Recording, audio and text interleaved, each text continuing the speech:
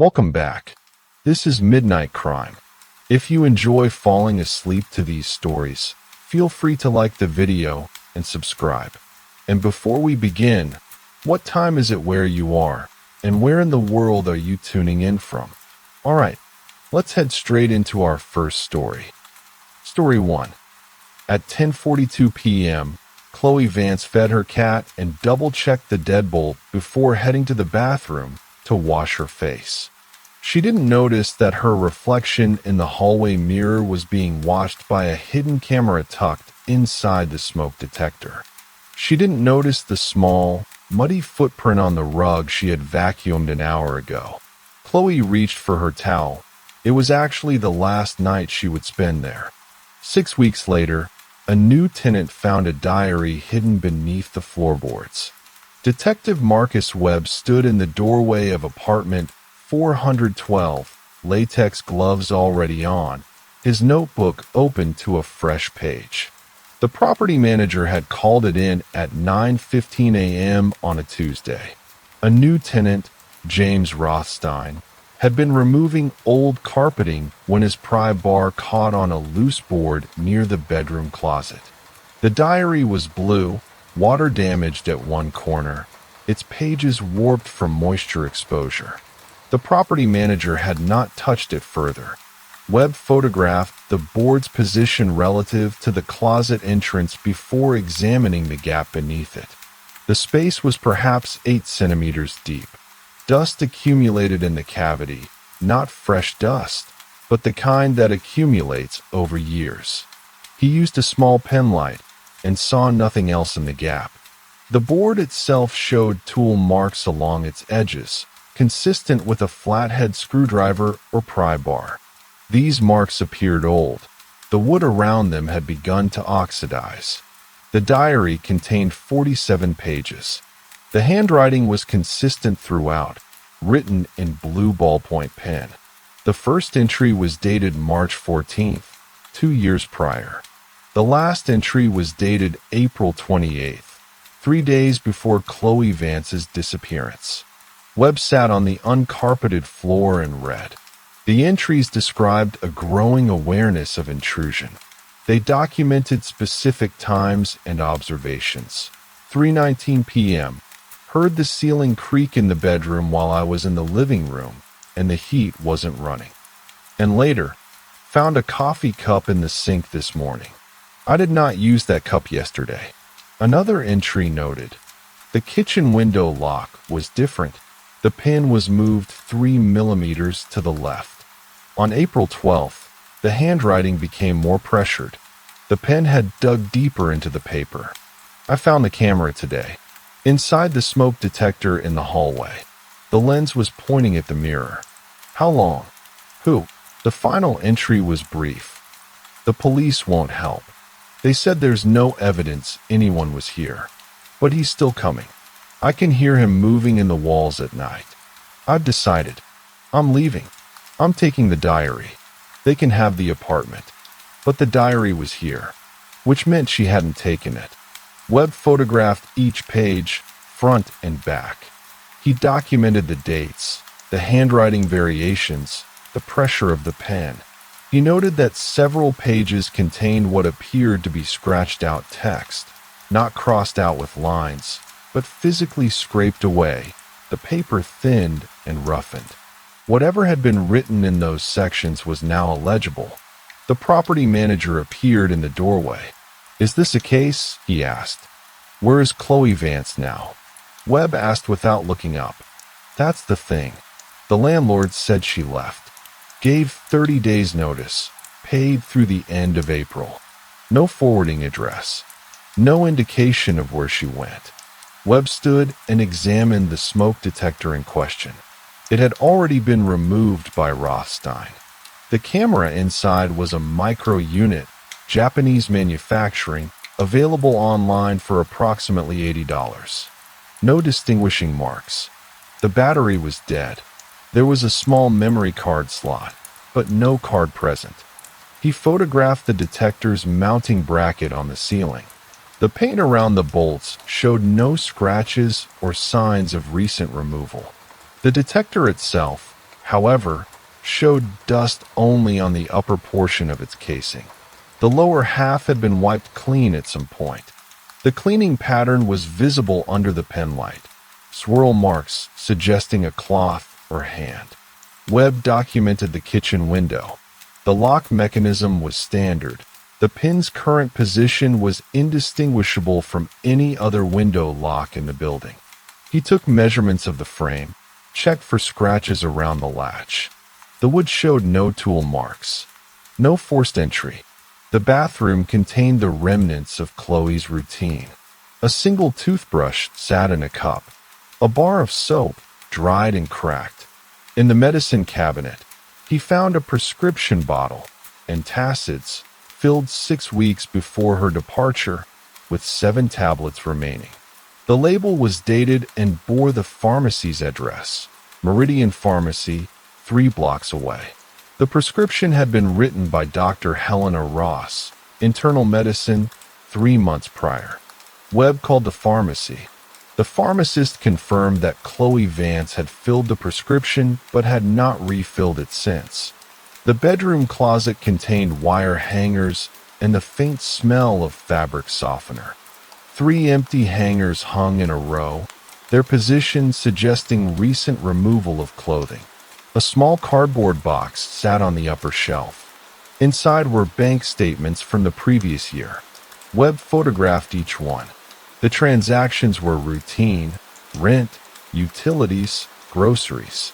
Deposits came from an employer, Kindred Staffing Solutions. The amounts were consistent, arriving bi-weekly. Webb called Kindred Staffing Solutions. The receptionist transferred him to Human Resources after a brief hold. The representative confirmed that Chloe Vance had been employed as a temporary administrative assistant. Her final day of work was April 27th.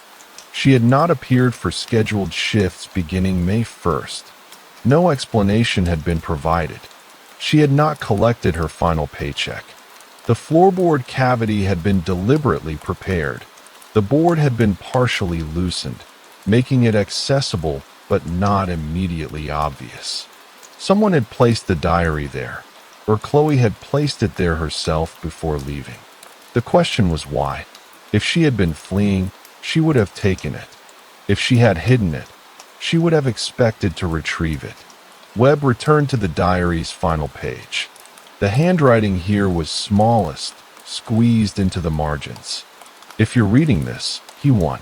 Tell someone. Tell them about. The sentence ended mid-word, the pen trailing off the page. He stood in the empty bedroom, the warped diary in an evidence bag, and made a call to the Missing Persons Division.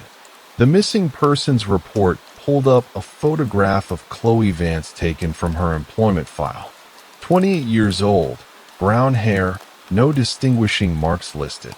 The file was sparse, no emergency contact, no address history beyond the current apartment, no prior reports.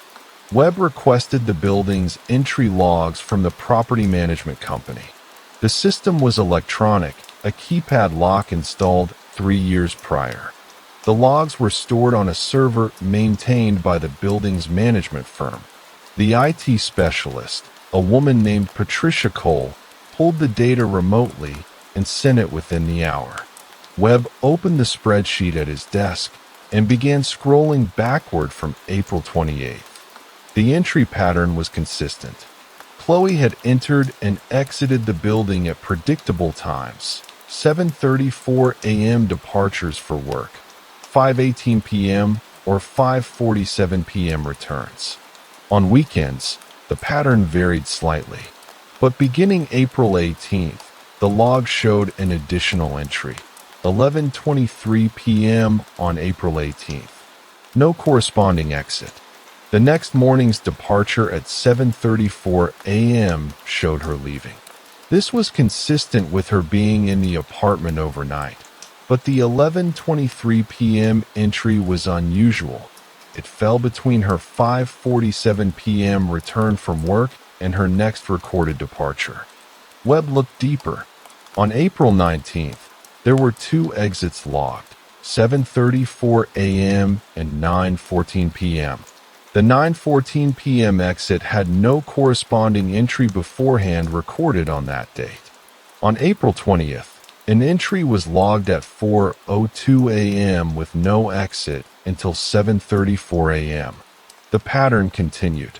Entries appeared at irregular times: 4:02 a.m., 2:15 a.m., 11:58 p.m., with no corresponding exits immediately following.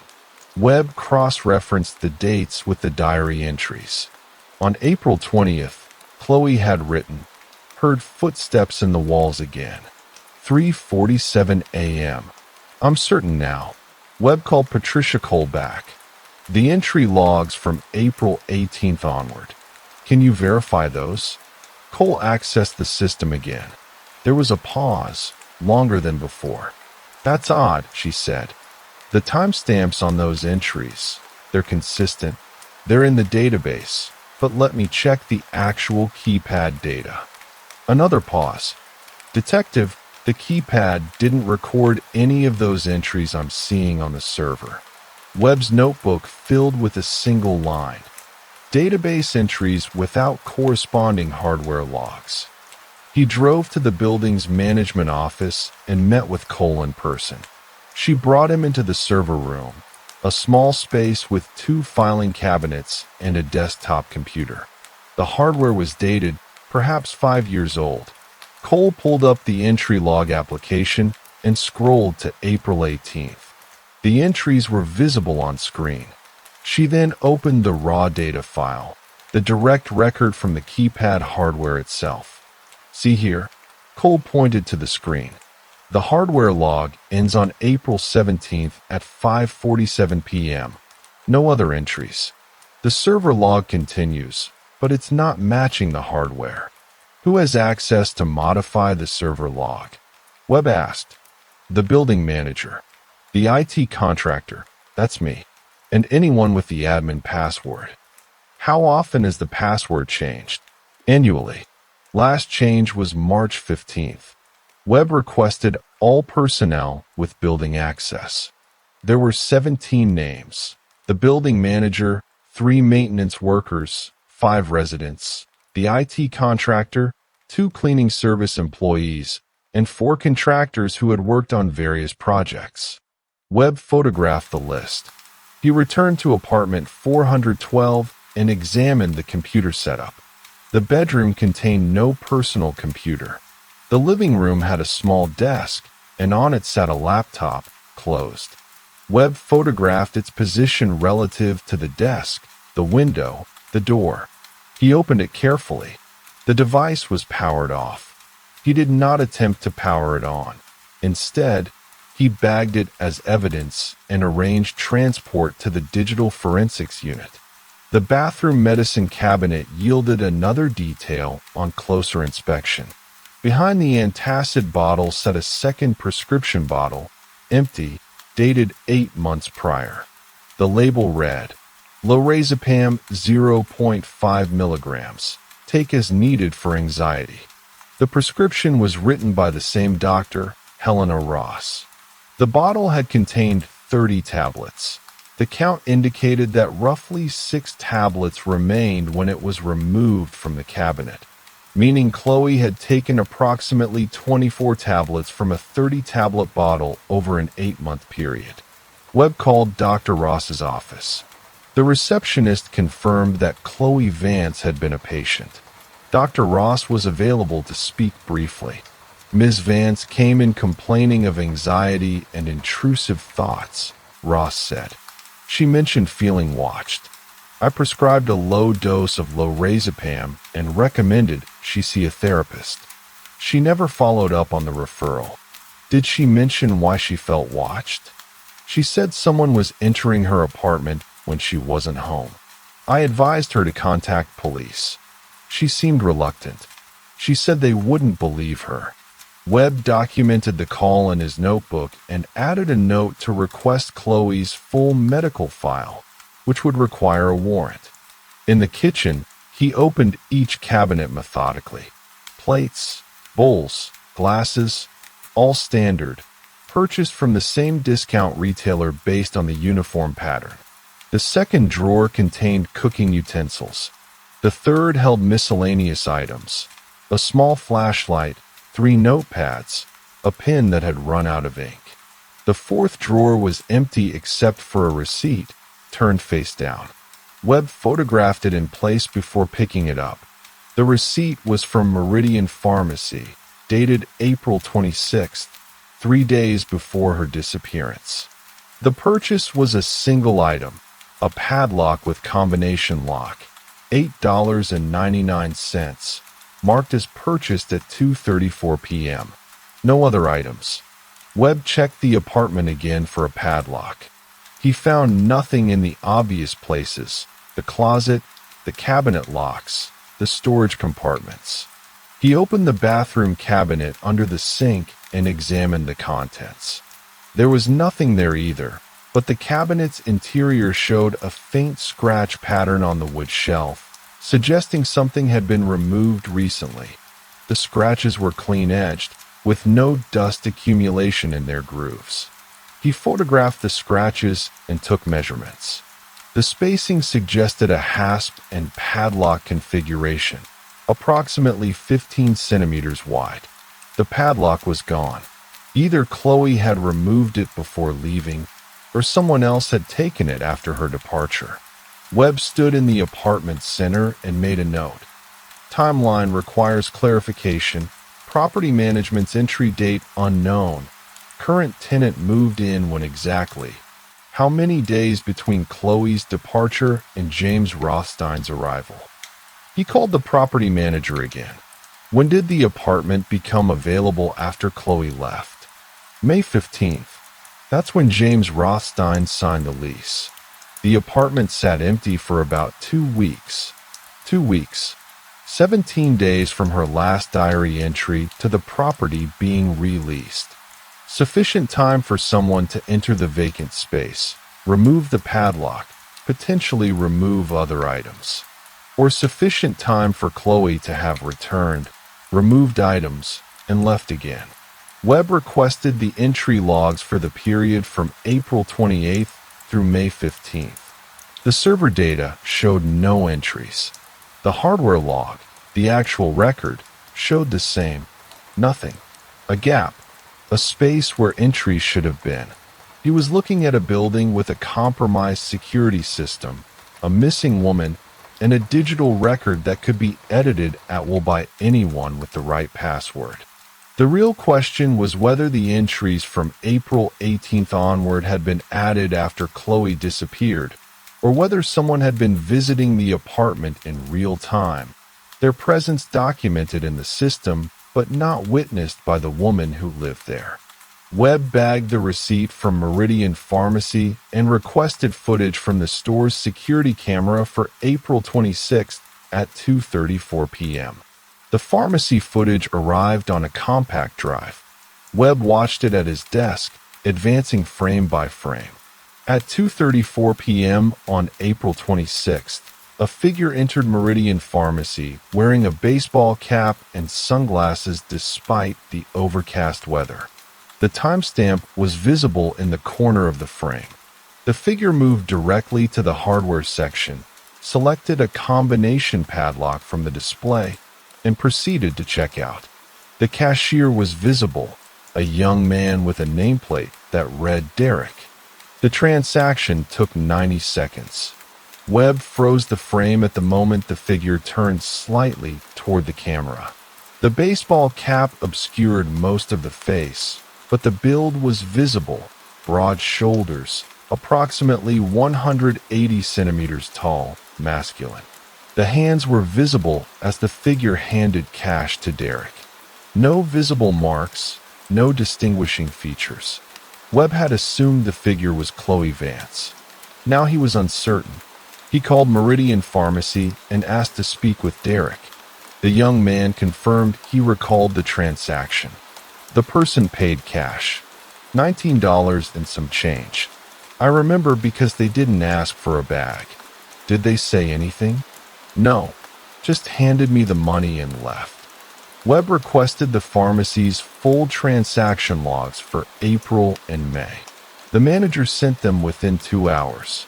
Webb opened the spreadsheet and searched for Chloe's name. There were 4 transactions listed.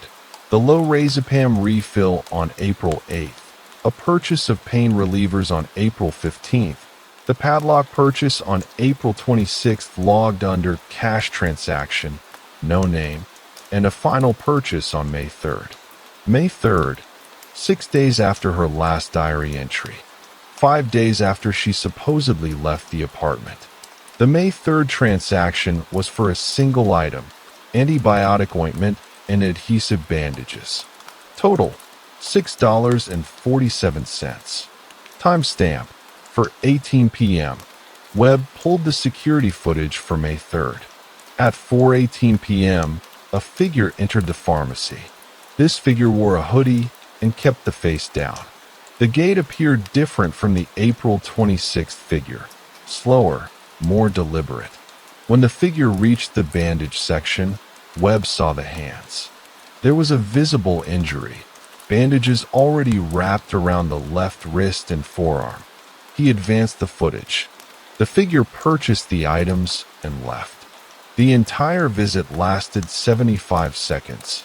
Webb made a call to the digital forensics unit regarding Chloe's laptop. "Anything recovered?" he asked. "We powered it on and accessed the drive without password protection," the technician, a man named Torres, reported. "There's browser history, emails, a few documents." The most recent activity was on April 26th at 3:47 p.m. Someone accessed the laptop and made a single search. What was the search? How to change access control passwords. They didn't click through to any results, just searched and closed the browser. Webb's notebook now contained 3 separate timestamps for April 26th. The pharmacy transaction at 2:34 p.m., the laptop search at 3:47 p.m., and the entry log modification that Torres had confirmed occurred between 2:15 p.m. and 4 p.m. on that date. All 3 events clustered within 90 minutes. All 3 pointed to someone with knowledge of the building's security system. He pulled the list of personnel with access again. 5 names stood out: the building manager, 3 maintenance workers, and the IT contractor Patricia Cole. Webb called Patricia Cole and requested to meet her in person again. "I need to verify something about the password change in March," he said. When they met in the management office, Webb asked directly, "Who set the new password on March 15th? Cole pulled up the access log for the server. "The building manager, Michael Brennan. He always does the annual reset. Has anyone else logged in with admin credentials since then?" Cole checked. "Yes. There's a second login on April 26th at 3:51 p.m. The IP address is different from Michael's usual computer. This one appears to be a mobile device. Can you identify the device?" "Not without subpoenaing the internet provider, but I can tell you the location. The IP was registered to an address in this building." Webb's pulse remained steady. "Which apartment?" "Apartment 412. The laptop was running on the apartment's Wi-Fi when someone accessed the server at 3:51 p.m. on April 26th. The search for password information had occurred at 3:47 p.m. The access log entry at 3:51 p.m. represented the moment when someone used the building manager's credentials to modify the server database, adding false entries, creating a digital record of phantom visits. But the building manager, Michael Brennan, had set the password. How would someone in apartment 412 have known it unless Brennan had provided it? Webb requested Michael Brennan's employment file. The building had hired him 18 months prior. His previous position was listed as maintenance supervisor at a commercial complex downtown. Webb called that complex and spoke with the former employer. "Michael was a solid worker," the employer said. "Competent, but we had to let him go. There were some discrepancies with the building's maintenance budget, items purchased that we never received, invoices that didn't match what was actually ordered. It was complicated, so we settled it quietly, gave him a severance, and he moved on. Webb pulled Michael Brennan's personnel file from his current employer. His address was listed as apartment 410, 2 units away from Chloe's apartment 412. The financial connection became visible when Webb requested Chloe's bank statements for the previous 6 months. The transactions were routine until mid-March, when a pattern emerged. On March 16th, one day after the password reset, a charge appeared from MB Property Services for $200, labeled Maintenance Consultation. The charge appeared again on March 23rd, March 30th, April 6th, April 13th, April 20th, and April 27th. 7 charges, $200 each, totaling $1,400. The last charge was dated April 27th, one day before her diary's final entry. Webb searched the business registry. MB Property Services was registered to Michael Brennan, established February 2nd of that year. The business had no website, no phone number, no physical address beyond Brennan's home. The only transaction history Webb could access was through Chloe's bank statement. He ran a cross-reference search on Brennan's personal bank account using the subpoena he had prepared. The deposits matched precisely. 7 deposits of $200, all from an account belonging to Chloe Vance, dated identically to the charges on her statement. The funds had then been withdrawn as cash from ATMs throughout the city. Webb sat at his desk in the quiet of the evening and constructed the sequence. Brennan had positioned himself as the building's manager with access to the security system. He had installed the camera in the hallway smoke detector himself. No tool marks on the bracket because he had installed it legitimately as part of his duties. He had created a fictitious maintenance consultation service and billed Chloe for it weekly, claiming building-related work that Chloe would not question given her documented anxiety about intrusions. On April 26th, Chloe had discovered the camera in the smoke detector. She had panicked. That same day, she had purchased a padlock, likely to secure her diary or her bedroom door. She had also accessed her laptop and searched for information about password security, perhaps considering changing the lock on her apartment. But by 3:51 p.m. on April 26th, Brennan had already accessed the server using his credentials and modified the entry logs retroactively.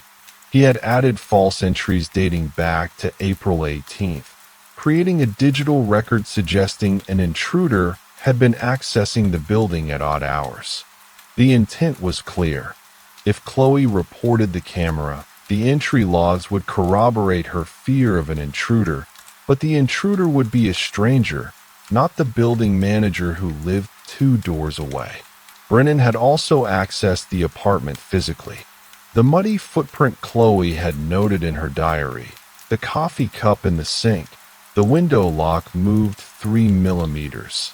These were not the marks of a stranger breaking in.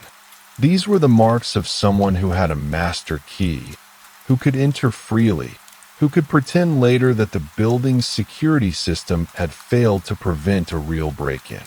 The padlock disappeared because Chloe had either taken it with her when she fled or because Brennan had removed it during the 2-week vacancy. The $1,400 in fraudulent charges represented a secondary scheme, the creation of a false paper trail suggesting maintenance work that justified his presence in her apartment. But the injury visible on the May 3rd pharmacy footage suggested something had escalated. The bandaged wrist and forearm indicated trauma. Webb considered the possibilities, a struggle. Chloe had discovered the camera, purchased the padlock, and confronted Brennan. The confrontation had turned physical. The injury on Brennan's arm was consistent with defensive wounds or with Chloe fighting back.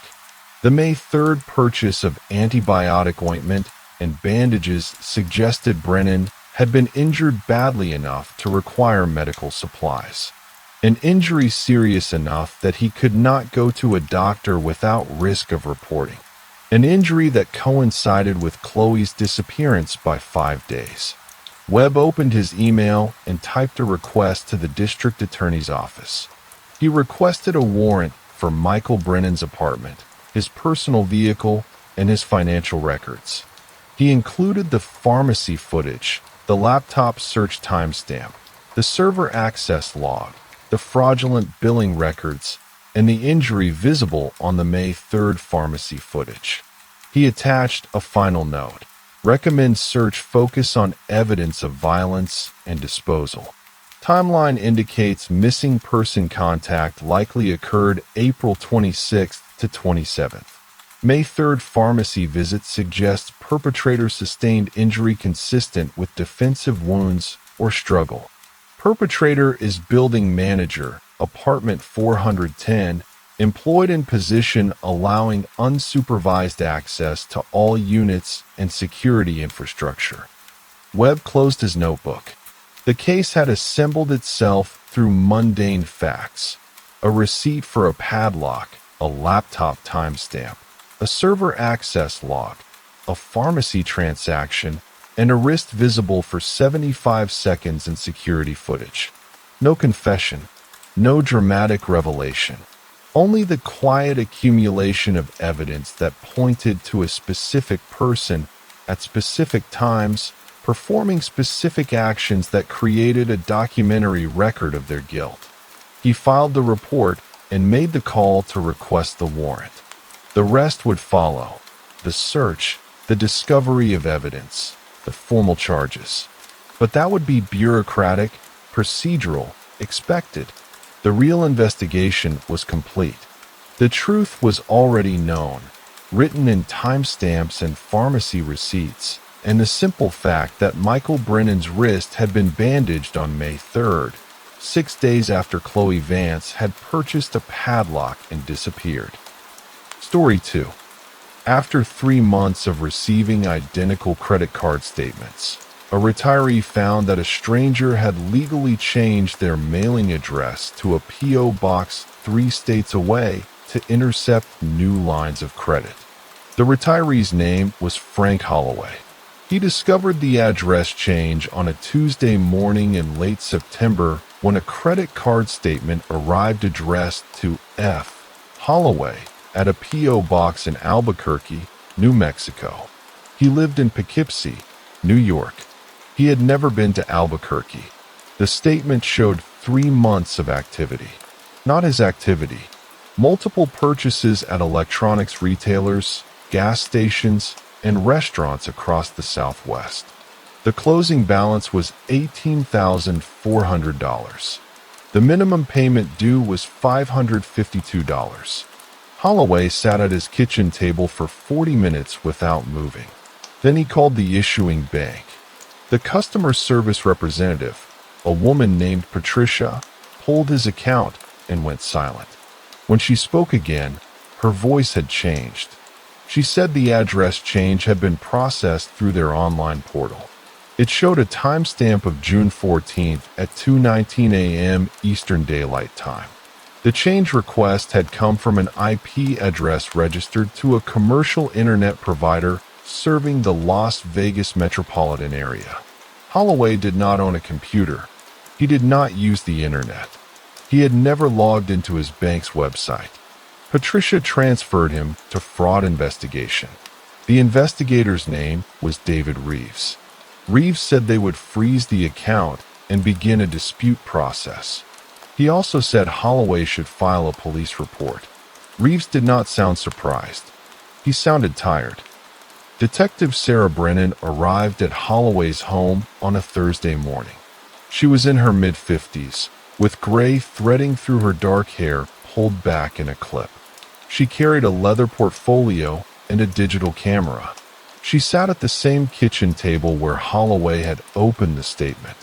"Walk me through the timeline," she said. Holloway provided the dates. The address change in June. The first statement arrival in July. Two more identical statements in August and September. Each one arriving on the 15th of the month. Each one showing the same P.O. box address in Albuquerque. Each one showing new fraudulent charges. Brennan wrote dates in her portfolio. "Did you receive any notification of the address change?" "No." "Any phone calls? Emails? Anything asking you to confirm the change?" "Nothing." Brennan stood and moved through the house. She photographed the mailbox mounted on the front of Holloway's home. She photographed the interior of the mailbox. She opened drawers in the kitchen, the bedroom, the study. She was looking for evidence of a break-in, she explained. A forced lock, disturbed papers, anything suggesting someone had accessed his home. The house showed no signs of intrusion. She photographed Holloway's telephone, a landline, beige, circa 1995. She asked if he had received any unusual calls in June. He said no. She asked if he had gone anywhere unusual that month, anywhere he might have left identifying documents unattended. He said no. "Do you have statements from that period?" Brennan asked. "Not the credit card, anything else." "Bank statements, utility bills, insurance documents." Holloway retrieved a box from the bedroom closet. It contained his financial papers organized by month in manila folders. Brennan photographed the June folder. She opened it and laid the contents on the table. His bank statement from his savings account showing a balance of $127,000. His electric bill, his property tax assessment, his Medicare summary. Any of these documents leave your hands during June? Holloway thought. He had paid his property tax bill in person at the town assessor's office. He had received a new Medicare card in the mail. He had gone to his doctor for a checkup. Brennan made notes. She photographed each document. The Medicare card came in the mail? Yes. Standard renewal. Did the envelope look tampered with? I don't keep envelopes. Brennan photographed the Medicare card. She examined it closely, turning it over, looking at the back, the edges, the security features. She set it down. I need to contact the credit card issuer and get copies of the fraudulent transactions. I need to see the exact retailers, dates, times. I need to see if there's a pattern. She stood to leave. At the door, she turned back. Has anyone called you asking for account information? Anyone claiming to be from your bank, your insurance company, anywhere? No. And you didn't authorize the address change in any way? I told you. I don't use the internet. Brennan's investigation moved methodically through the following week. She obtained transaction records from the credit card issuer. 47 fraudulent charges across 11 retailers. The earliest purchase occurred on June 15th at 11:03 a.m. Mountain Time at an electronics store in Las Vegas. The item was a laptop computer. 19 minutes later, at 11:22 a.m., a second purchase was made at a different location, a cell phone and a phone charger. All subsequent transactions used the laptop and phone to make online purchases. Deliveries went to various hotel addresses and UPS store locations across Nevada, Arizona, and New Mexico. The P.O. Box address in Albuquerque appeared on 3 of those delivery confirmations. Brennan visited the UPS store on Central Avenue in Albuquerque.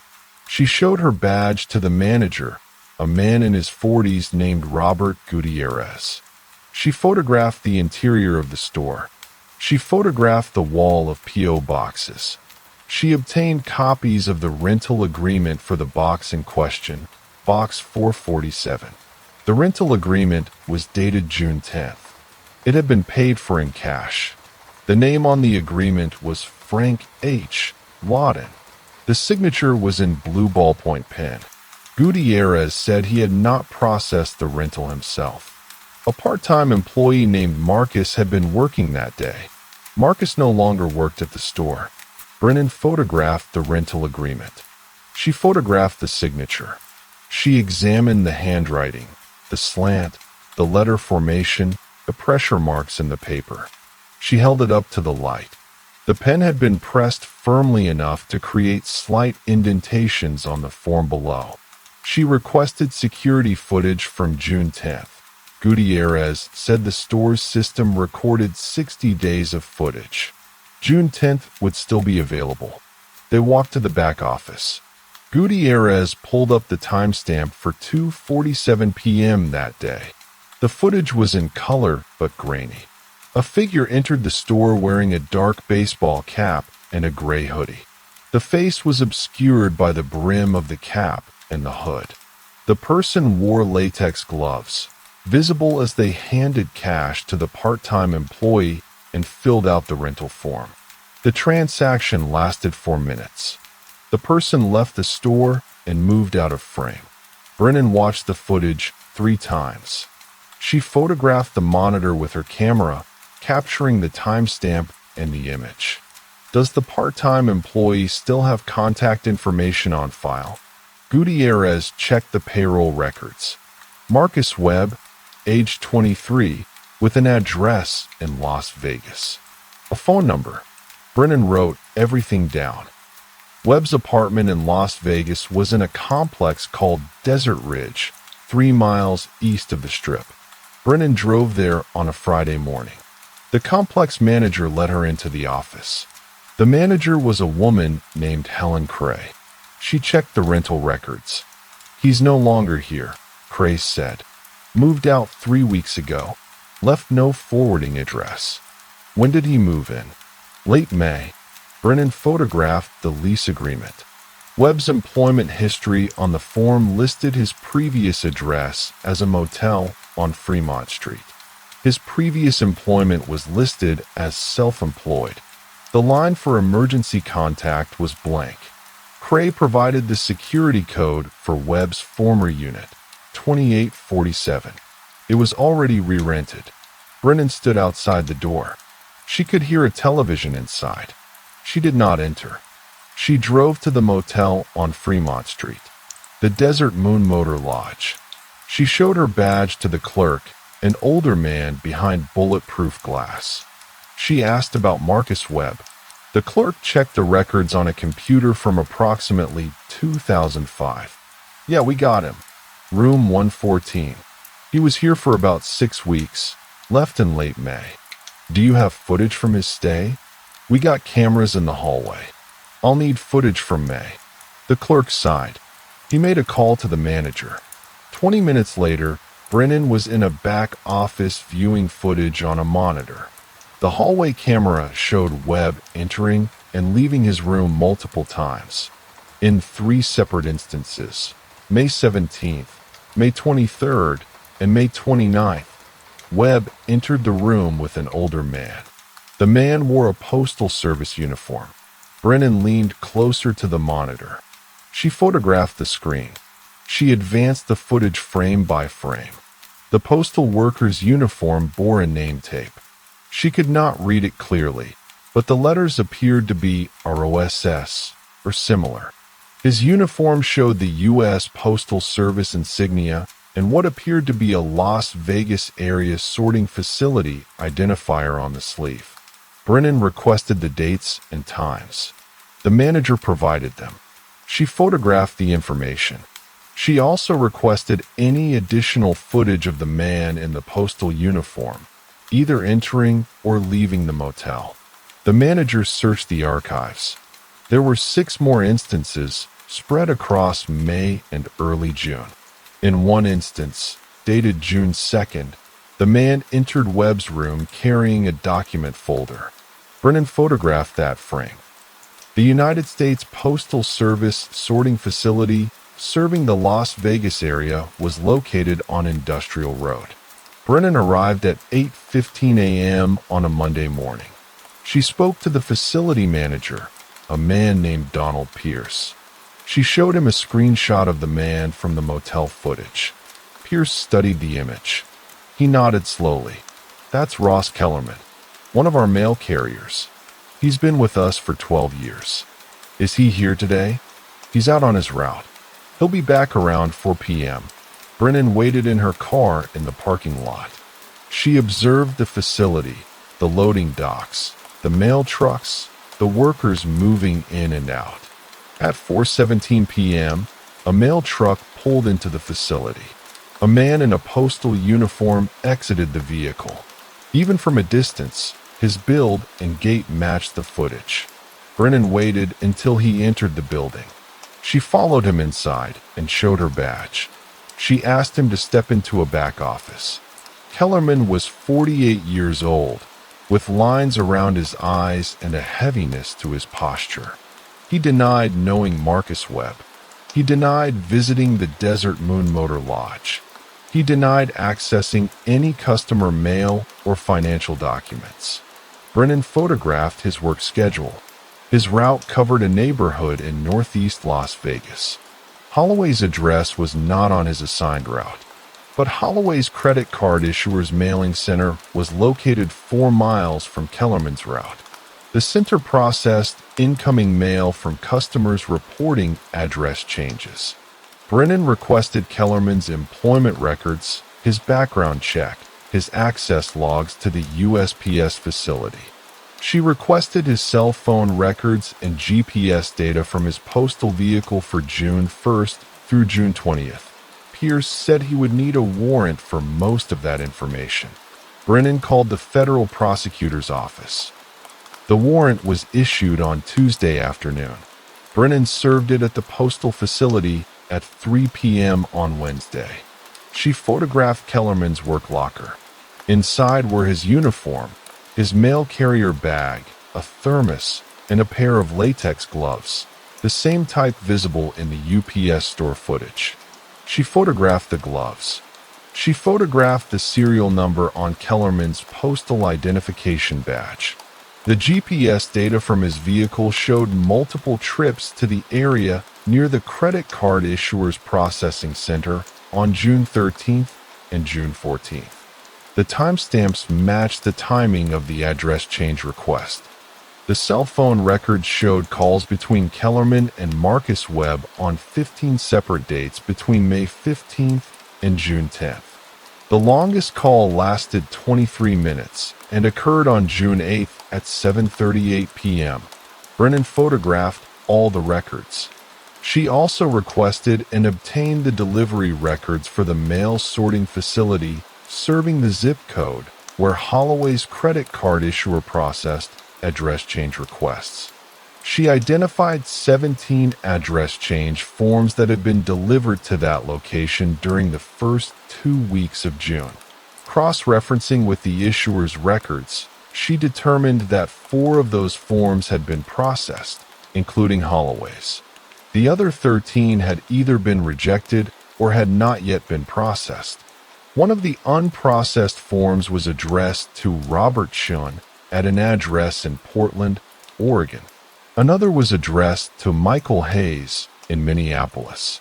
A third was addressed to Patricia Gomez in Houston. Brennan photographed each of these documents. She photographed the handwriting on each form, the slant, the spacing, the letter formation. They were consistent with the signature on the P.O. Box rental agreement in Albuquerque. 3 other retirees, Chun, Hayes, and Gomez, had not yet discovered their compromised accounts. Brennan made calls to each of them. She photographed their statements as they arrived in the following days, showing fraudulent charges accumulating across 4 states. The investigation expanded. Federal agents became involved. They identified 17 total victims across the Southwest.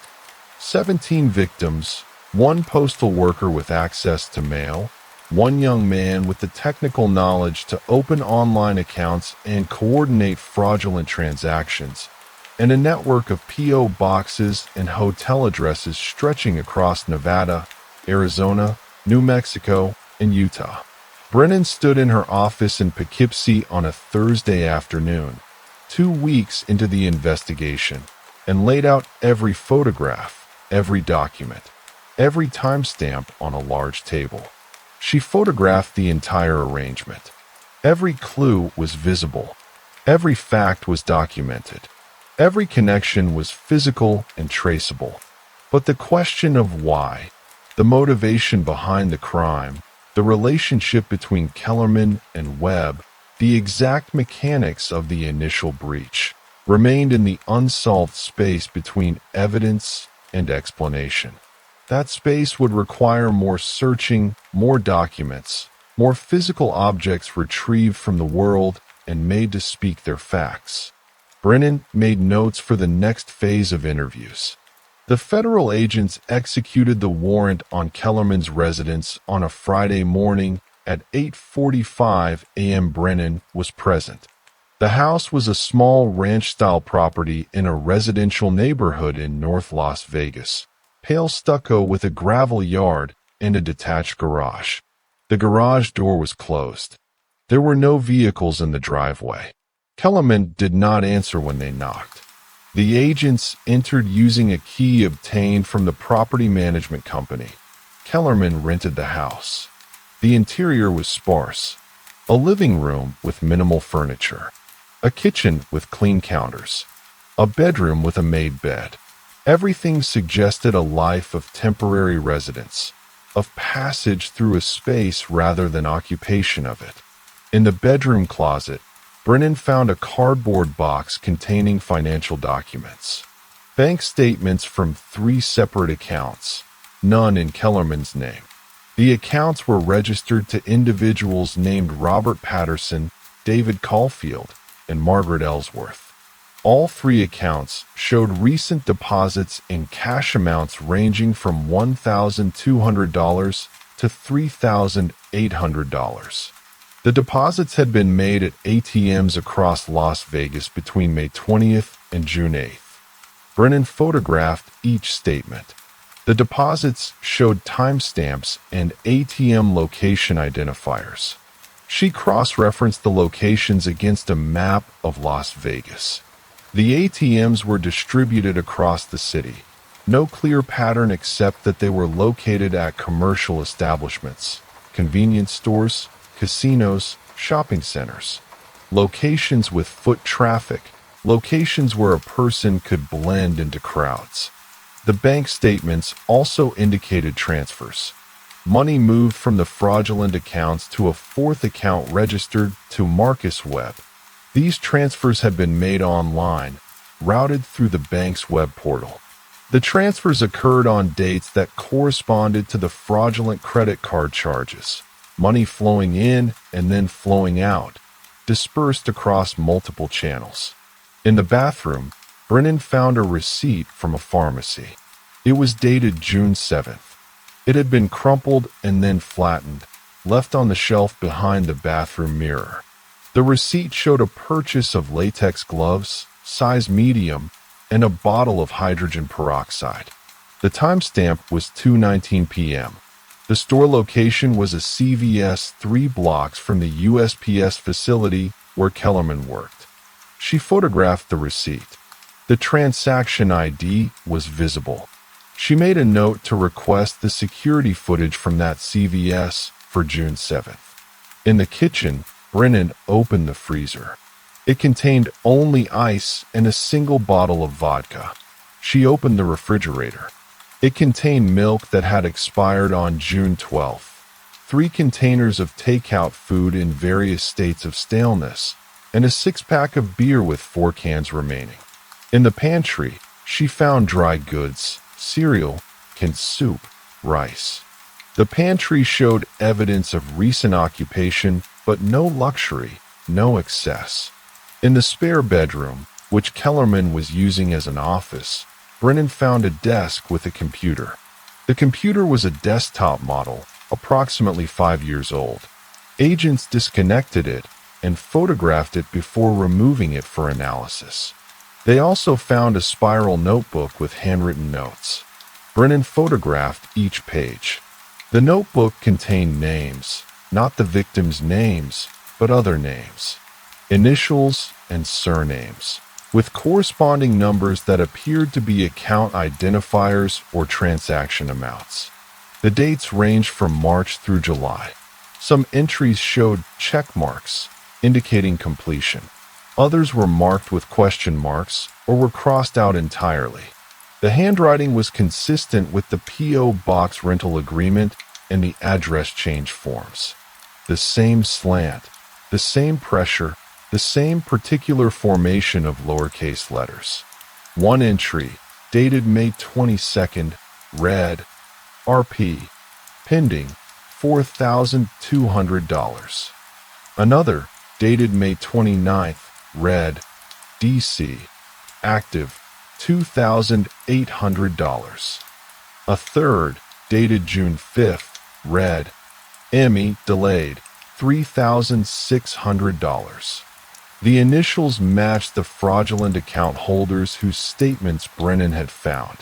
At the bottom of the final page, written larger than the other entries, was a single line. FH, initiated 6.10, $18,400, priority. FH was Frank Holloway. Marcus Webb's apartment in the Desert Ridge complex had been re-rented, but Brennan obtained permission from the complex manager to photograph the interior. The new tenant was present and cooperative. The unit was identical in layout to the original floor plans: a living room, a kitchen, a bedroom, a bathroom. The carpet was new. The walls had been painted. But in the back of the bedroom closet, on the top shelf, the new tenant had discovered a manila envelope wedged between the wall and the shelf. She had not opened it. She had reported it to the manager, who had called Brennan. Brennan photographed the envelope before opening it. It contained handwritten notes, a series of telephone numbers with Las Vegas area codes, and several photographs. The photographs showed Kellerman and Webb together, two men at a restaurant, at a casino, at the motel on Fremont Street. The dates on the back of the photos ranged from April through June. One photograph, dated May 15th, showed the two men standing in what appeared to be the Desert Ridge apartment. In the background, visible on the counter of the kitchen, Brennan observed a laptop computer. She photographed the photograph. The laptop's brand and model were not clearly visible, but the shape and color were consistent with the device purchased on June 15th at the electronics store in Las Vegas. The handwritten notes in the envelope listed procedures, step-by-step instructions for accessing USPS internal databases, for identifying addresses of individuals who received credit statements from major financial institutions, for obtaining copies of address change request forms. The handwriting matched Kellerman's and Webb's in different sections, two different hands working from what appeared to be the same script. One section, in Kellerman's handwriting, described the process of intercepting mail at the distribution center. Sort by zip code. Identify statement batches. Divert to secondary area. Copy forms. Return to distribution. Timing critical. Window 15 to 20 minutes max during shift change. Another section, in Webb's handwriting, described the process of completing and submitting the address change forms online. Login via VPN. Use spoofed IP. Process form as customer. Verify address change in system. Redirect mail to P.O. Box or drop address. Allow 48 hours for propagation. Brennan photographed each page. She also found a list of contact information, names, addresses, phone numbers, email addresses. Some Brennan recognized as victims. Others were unfamiliar. She counted 17 names on the list. In the envelope's corner, she discovered a small object, a Postal Service employee ID card. It belonged to Ross Kellerman. The photograph on the card showed him smiling, clean-shaven, perhaps 15 years younger. The issue date was listed as March 2009. The card was laminated, worn at the edges, yellowed with age. Brennan photographed the card. She placed it in an evidence bag. The laptop seized from Kellerman's residence contained encrypted files. Federal forensic specialists worked to decrypt them over the course of several days. When they succeeded, they discovered financial records, spreadsheets tracking fraudulent account openings, transaction amounts, dates, victim names, and profit distribution. The spreadsheets indicated that the scheme had been in operation since March. 17 victims appeared in the records, but the spreadsheet indicated 19 open cases, suggesting that 2 victims had not yet discovered the fraud or had not yet reported it. The profit distribution showed that Webb received 60% of each fraudulent charge amount. Kellerman received 30%. The remaining 10% was distributed to 2 other individuals identified only by initials, JR and LM. Brennan obtained warrants for financial records associated with those initials. She discovered that JR corresponded to a man named Jason Richter, age 31, with no current address on file and no employment history in the past 12 months. LM corresponded to a woman named Lisa Moreno, age 26, with a recent address in Henderson, Nevada, and employment history as a customer service representative for a telecommunications company. Richter's last known address was a motel in Boulder City. Brennan drove there on a Monday afternoon. The motel was a 2-story structure with exterior walkways and doors opening directly onto the walkway. Richter's former room was 127 upstairs at the end of the eastern corridor. Brennan knocked on the door. No one answered. She spoke to the desk clerk, a woman in her 60s named Dorothy. Dorothy checked the records. Richter had stayed at the motel for 2 weeks in late May, then left without notice. He had left no forwarding address. He had paid in cash. Did he have visitors? Brennan asked. Dorothy thought. A woman came by once, maybe twice. Younger. I remember her because she looked upset when she left. Do you remember what she looked like? Brown hair. Thin. Nervous. She didn't stay long. Brennan photographed the motel room interior. The space was empty except for furniture. She opened the drawers under the bed, the nightstand, the small desk. She photographed the inside of the bathroom. She ran her fingers along the edges of drawers and shelves, looking for objects lodged in crevices. In the bathroom trash bin, she found a receipt from a gas station dated May 29th. It showed a purchase of fuel in the amount of $47.38, charged to a credit card registered to Jason Richter. She photographed the receipt and placed it in an evidence bag. She also found a single strand of hair, approximately 8 inches long, brown in color, caught on the edge of the towel rack. She placed it in a separate evidence bag for DNA analysis. Lisa Moreno's address in Henderson was an apartment complex called Sunset Gardens. Brennan went there with a warrant.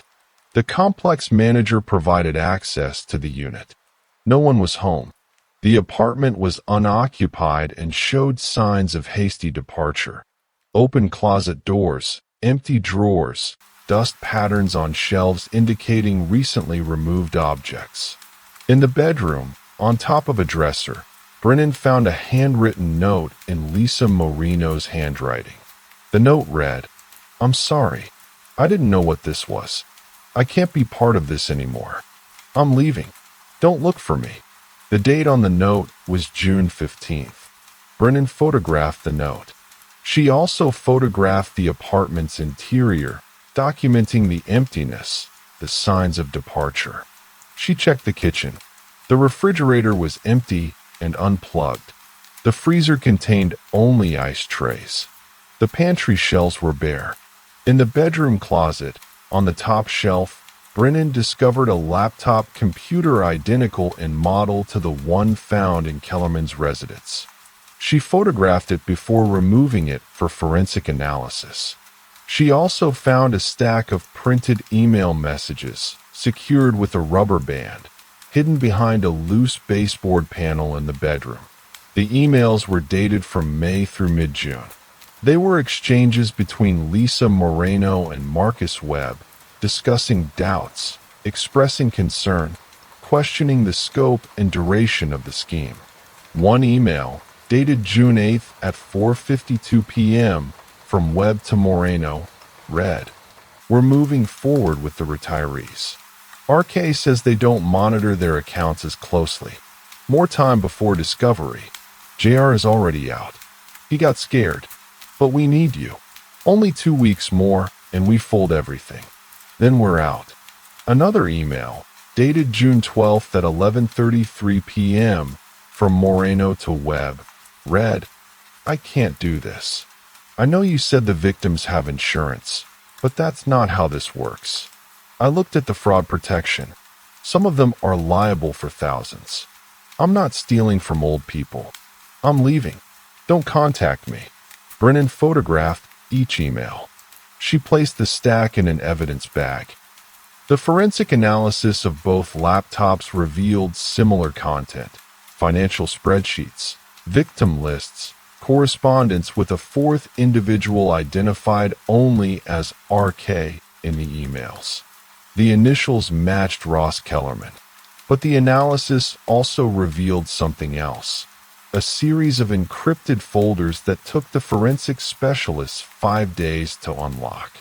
Within those folders were photographs, dozens of them, showing other addresses, other mail collection points, other potential victims. The photographs appeared to have been taken by a mobile device camera. They showed residential addresses, mailbox locations, photographs of mail, including financial statements and credit card offers. The photographs were organized in folders by date, with timestamps and location coordinates embedded in the metadata. Brennan examined the location coordinates. They mapped to neighborhoods across Las Vegas, Henderson, Boulder City, and North Las Vegas. 37 distinct locations appeared in the photographs. At each location, a residential address was photographed, along with the mailbox and at least one piece of mail. Brennan cross-referenced these addresses against public records. She identified the residents. 23 of them were retired individuals or individuals over the age of 65. The others were younger, but most showed financial profiles consistent with substantial assets: property owners, investment account holders, individuals receiving pension payments. The photographs showing the mail were dated across May and June. The progression suggested reconnaissance: Kellerman or Webb identifying potential victims, photographing their addresses, documenting their mail patterns, determining which individuals received regular financial statements. Brennan photographed every image from the laptops. She created a timeline of the reconnaissance activities, mapping the dates and locations. She observed that the photographed addresses clustered around 3 different postal routes, all served by carriers working from the same USPS facility where Kellerman was employed. One thought emerged: Kellerman had not acted alone. He had access to internal databases showing which carriers served which routes. But he had needed partners to actually photograph the addresses to gather intelligence from the field. Webb had been one partner. Richter had been another. Moreno had been a fourth. But the question of whether there were more partners, whether the scheme extended beyond these 4 individuals to include other postal workers, other people with access to mail systems or financial institution databases, remained unanswered. Brennan began requesting personnel records for every postal carrier employed at the facility where Kellerman worked. She began requesting employee records from the Credit Card Issuers Processing Center, from the banks that had been compromised, from the telecommunications company where Moreno had worked. She spent a Tuesday morning photographing records in the federal prosecutor's office, laying out timelines and victim lists and photographs and financial statements. The accumulation of evidence was substantial, but it was also incomplete. The scheme had been interrupted, but not fully dismantled. The investigation had illuminated the mechanism of the fraud, but the full extent of the conspiracy remained obscured. Brennan made calls requesting additional subpoenas, additional warrants, additional access to databases and personnel files. The work was methodical and slow. Each new document led to new questions, new names to investigate, new timelines to map. The case was expanding rather than contracting. The telecommunications company where Lisa Moreno had worked was called Nexus Communications. It occupied 2 floors of an office building in Henderson. Brennan arrived on a Wednesday morning with a warrant requesting employment records, access logs, and security footage from the period of May 1st through June 30th. The Human Resources Director, a man named William Prescott, provided a personnel file for Lisa Moreno. The file contained her application, her background check results, her performance reviews, and her termination records. She had been employed for 14 months as a customer service representative, working from a call center on the 2nd floor. Her last day of work had been June 15th. She had submitted no resignation letter. She had simply failed to appear. Prescott pulled her call logs and account access records. Moreno had accessed the company's customer database system on May 18th, May 25th, and June 3rd outside of her regular shift hours. The access times were 9:47 p.m., 10:15 p.m., and 10:33 p.m. respectively. Each access session lasted approximately 25 minutes. What would she have been accessing during those times? Brennan asked. Prescott explained that customer service representatives had access to customer account information, billing addresses, phone numbers, email addresses, account creation dates. They also had access to customer notes and interaction histories.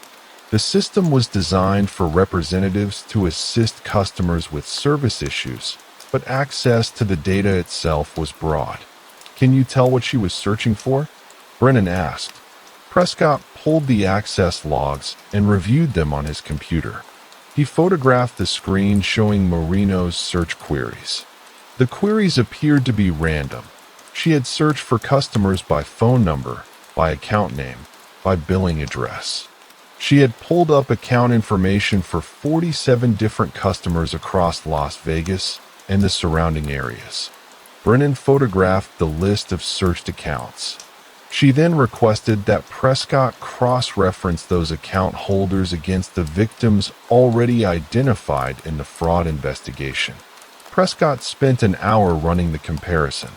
The results showed that 12 of the 47 customers whose accounts Moreno had searched were victims of the identity theft scheme. The remaining 35 were not yet known to be victims, but they were identified, their names, their addresses, their phone numbers, their account information all documented in Moreno's search queries. Brennan photographed the cross-reference results. She immediately contacted the federal prosecutor and submitted an emergency request for protective notifications to be sent to the 35 individuals whose information had been compromised, but who had not yet reported fraud. The USPS facility on Industrial Road contained a secure area where incoming mail was sorted and distributed to individual mail carriers. Brennan obtained a warrant to examine the facility's access logs and security systems. She spent a Thursday afternoon reviewing weeks of video footage. The footage showed the mail sorting area, large tables where mail was organized by zip code and delivery route. Workers moved through the space in a regular pattern, bundling mail into trays, organizing items for distribution. The camera angle covered the primary work surface, but left shadows in the corners where additional tables and shelving units stood. Brennan observed Ross Kellerman moving through the space multiple times each day. His shift began at 5:45 a.m. and concluded at 3:30 p.m. During the shift change, the period between 3:15 p.m. and 3:45 p.m. when incoming workers arrived and outgoing workers departed, the sorting area became congested. Workers moved quickly. Supervision decreased. Documentation of mail movement became less rigorous. Brennan watched the footage from May 20th, a Tuesday. At 3:28 p.m., Kellerman was observed separating a bundle of incoming mail from a larger batch of sorted items. The bundle appeared to contain credit card statements and financial documents. He moved the bundle to a table in the shadowed corner of the room. He then opened a compartment in the table, a drawer Brennan could see, though the angle prevented her from seeing the contents clearly. He placed several items from the bundle into the drawer. The entire transaction took 3 minutes. He then returned to his regular duties. Brennan photographed this sequence from the video. She noted the timestamp, 3:28 p.m. She also noted that at 3:31 p.m., Marcus Webb entered the sorting area through the front entrance. Webb was not an employee. His appearance in the facility was logged in the access records as a visitor, but no one at the facility could explain the purpose of his visit. Webb moved through the space, walking toward Kellerman. The two men exchanged words. Brennan could see their mouths moving, but the audio on the facility's security system was not functional. Webb then moved toward the shadowed corner where the table stood. He opened the drawer, retrieved the items Kellerman had placed there, and left the building. The entire transaction took 7 minutes. Brennan reviewed the access logs. Webb had visited the facility on 43 separate occasions between May 18th and June 10th. Each visit occurred during the shift change period. Each visit lasted between 5 and 10 minutes. Each visit was logged as a personal matter or meeting with employee, vague designations that required no documentation. Brennan photographed the access logs. She also requested that facility management preserve the table with the hidden compartment. She photographed it in situ, then documented its measurements and construction. The drawer was approximately 30 centimeters wide, 20 centimeters deep, and 10 centimeters tall. It was constructed of wood with a metal latch. It had been installed deliberately. The table's surface had been modified to accommodate it. Facility management had no record of when the drawer had been installed or by whom. No maintenance request had been submitted. No modification had been documented. The credit card issuer's processing center was located in a suburban industrial park outside Las Vegas. The center occupied a 15,000 square meter warehouse divided into sections for mail intake, address verification, account changes, and data entry. Approximately 280 employees worked there across 3 shifts. Brennan met with the facility manager, a woman named Patricia Gutierrez, no relation to the UPS store manager. Gutierrez walked Brennan through the mail intake process. Incoming mail from customers was opened by machine, sorted by account number, and distributed to various processing stations. Address change requests were separated into a dedicated queue for verification. The verification process involved comparing the signature on the address change form against the signature on file for that customer account. If the signatures matched, the address change was processed. If they did not match, the form was flagged for manual review. Brennan asked how many address change requests came through the center each week. Hundreds, Gutierrez said. Maybe 400 to 500 per week. How many are flagged for manual review? maybe 5 to 10%. We catch obvious forgeries, but if the forger has studied the signature, or if the original signature was crude to begin with, we might miss it. Brennan asked to see the flagged forms from the period of June 1st through June 20th. Gutierrez led her to a filing area. The flagged forms were stored in a locked cabinet. Gutierrez opened it and retrieved a folder containing approximately 32 forms. Brennan photographed each form. She compared them against the forms that had actually been processed, the ones corresponding to the 17 known victims. Of the processed forms, Brennan noted, none had been flagged for review. The signatures on all 17 forms had apparently matched the signatures on file. Gutierrez pulled the signature records for each victim. She displayed them on a computer screen. Brennan photographed them. Then she examined them closely. The signatures displayed on the screen were image scans of customer account files. The image quality was degraded from years of scanning and rescanning. The resolution was low. Fine details were lost. Brennan asked Gutierrez if the signature verification was done by human eye or by automated system. Human eye, Gutierrez said. We have employees who specialize in signature verification. They receive training. They're good at what they do. Could someone inside this facility have processed the fraudulent forms? Gutierrez did not answer immediately. She was silent for 10 seconds. Then she said, "Yes, it's possible. If someone had access to the verification queue, if someone was willing to bypass the verification process, it's theoretically possible." Brennan asked for the employee roster for the facility. Gutierrez provided it. Brennan reviewed the names, searching for any matches to individuals already identified in the investigation. She found none, but she requested that all employees with access to the address verification queue be interviewed. She also requested security footage from the processing center for the period of June 1st through June 20th. Gutierrez said the footage was retained for 60 days. It would still be available. She called the security office. The security director, a man named Thomas Reeves, provided access to the video system. He and Brennan reviewed footage from the address verification queue area. The queue was a station where verified forms were prepared for processing.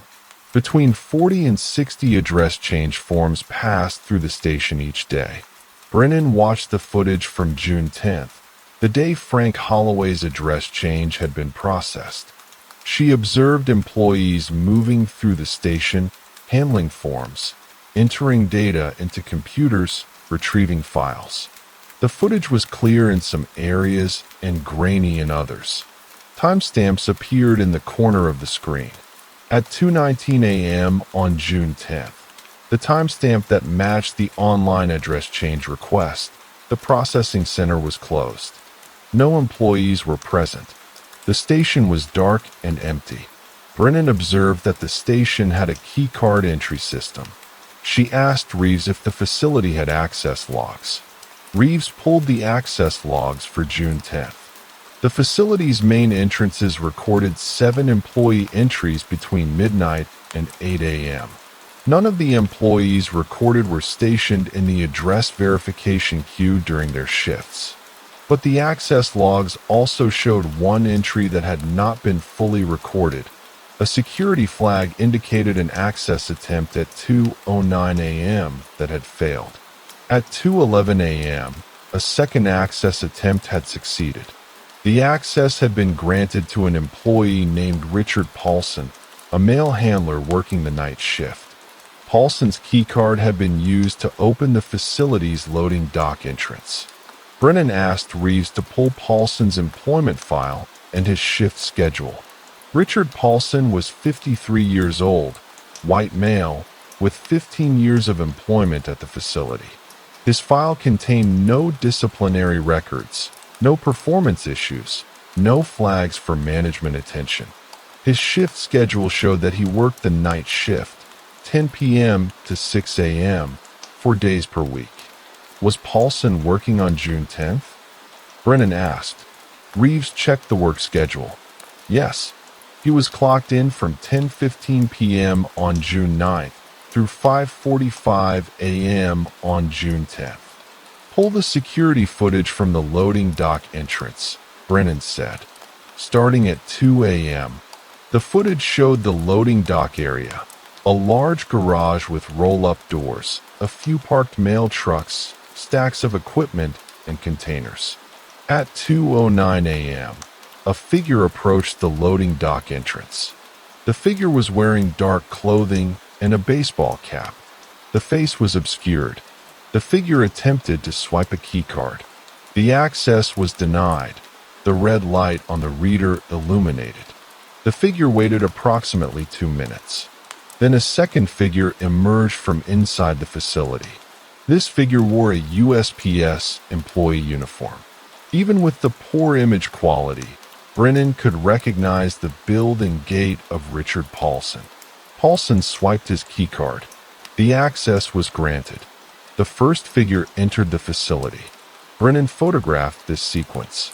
She watched as the first figure moved through the facility, exiting the view of the loading dock camera.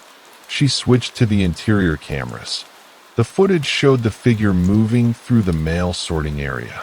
At 2:15 a.m., the figure was observed in the address verification queue area. The figure removed a stack of forms from a filing cabinet. The figure photographed the forms using a mobile device.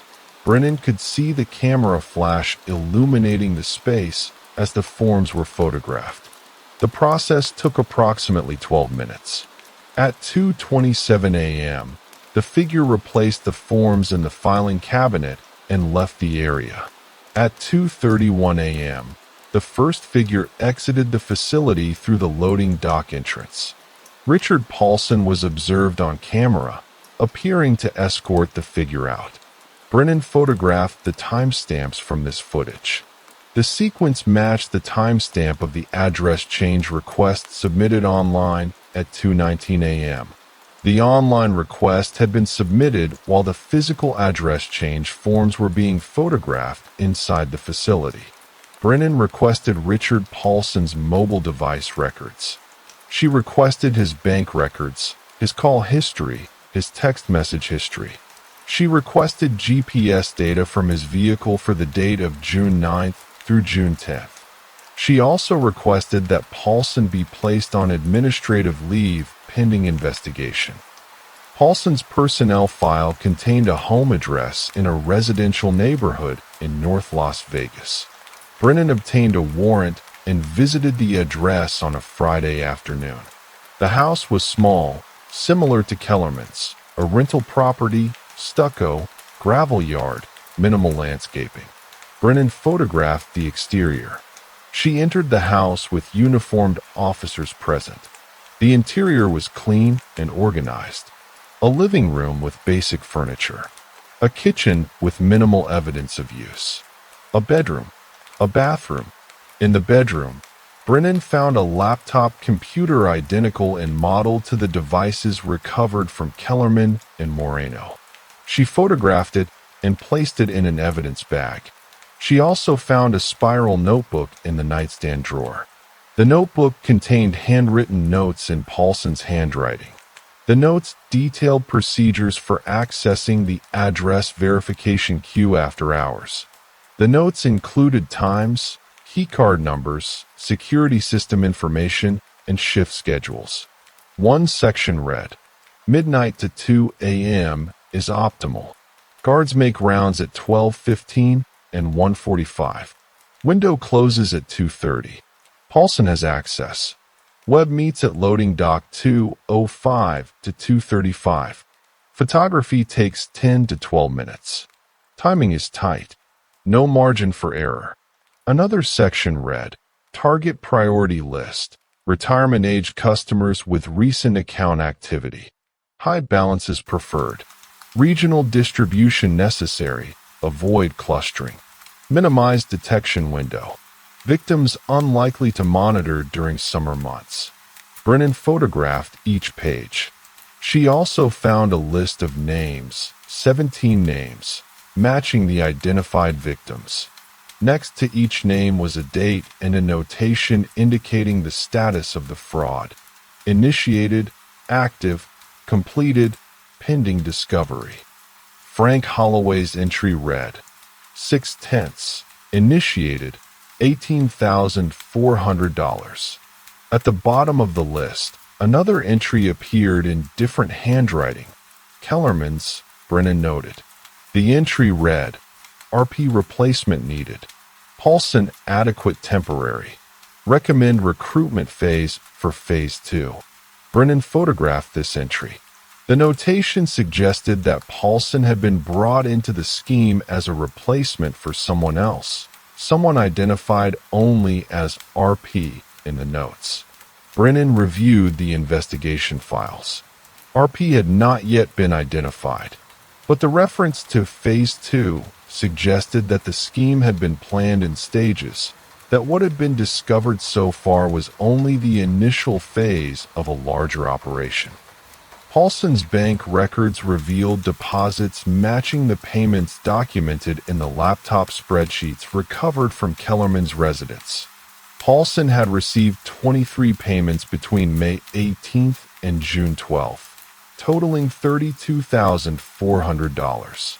The deposits had been made via cash transfers at various ATM locations across Las Vegas.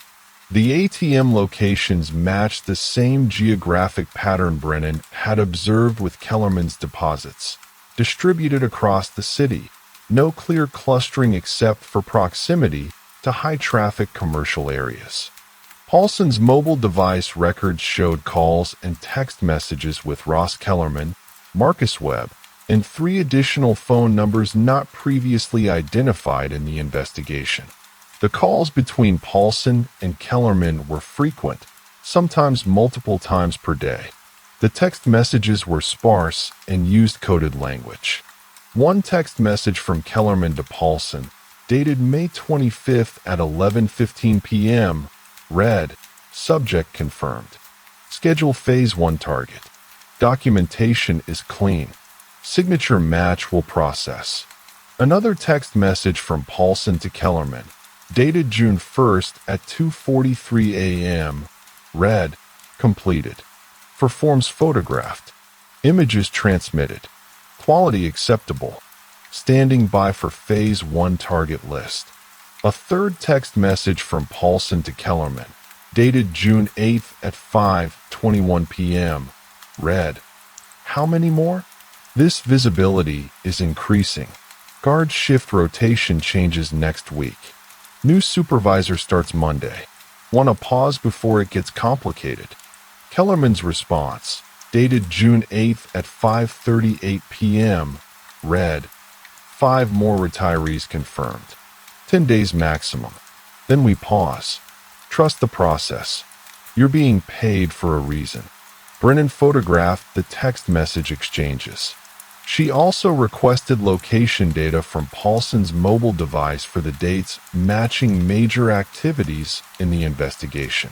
The location data showed Paulson's presence at the processing center during his documented work shifts, at his residence, and at various locations across Las Vegas. On June 8th, the location data showed Paulson at a restaurant called the Mirage Steakhouse at 7:15 p.m. Brennan cross-referenced the restaurant against other investigation data. On June 8th at 7:12 p.m., Ross Kellerman's mobile device had pinged a cell tower located 2 blocks from the Mirage Steakhouse. Brennan obtained the restaurant's security footage for June 8th. The footage showed Paulson and Kellerman dining together in a private booth at the rear of the restaurant. They were observed exchanging an envelope. Kellerman opened the envelope partially, examined the contents, and placed it in his jacket pocket. The meeting lasted 37 minutes. Brennan photographed the footage. She also requested that the restaurant preserve any physical evidence from the table where Paulson and Kellerman had dined. Any receipts, any objects left behind, any material that might contain fingerprints or other forensic evidence. The three previously unidentified phone numbers associated with Paulson's mobile device records belonged to individuals named Trevor Owens, age 41, Daniel Foster, age 38, and Margaret Hutchins, age 52. Brennan began running background checks on each individual. Owens had a criminal record including fraud charges in Colorado in 2018. Foster had a history of employment in various security and data management positions. Hutchins was employed as a supervisor at the postal facility where Kellerman. Brennan sat alone in her office on a Tuesday morning in late September, 3 months into the investigation. The files were spread across 2 desks: victim lists, bank records, access logs, photographs, security footage stills, text message transcripts, employment records. The accumulation of evidence filled a banker's box and overflowed onto the floor. She had been reviewing the records on Margaret Hutchins, the 52-year-old postal supervisor, for the past 6 hours. Hutchins had been at the sorting facility for 19 years. Her employment record was exemplary. No disciplinary action, multiple commendations for efficiency and leadership, regular performance reviews rating her as exceeds expectations in every category. But something was wrong. Brennan could sense it in the way the phone records aligned, in the frequency of Hutchins's calls to Ross Kellerman, in the pattern of her presence at the facility during times when access logs showed unauthorized visitors.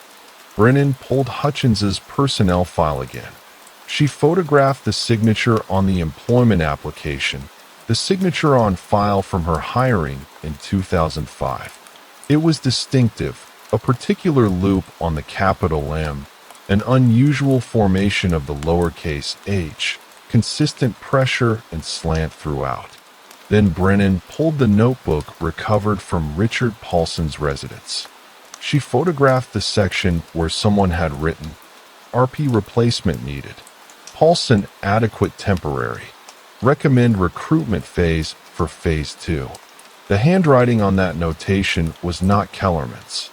Brennan had seen enough of Kellerman's handwriting, in the notebooks, in the text messages, in the email exchanges, to recognize his particular style.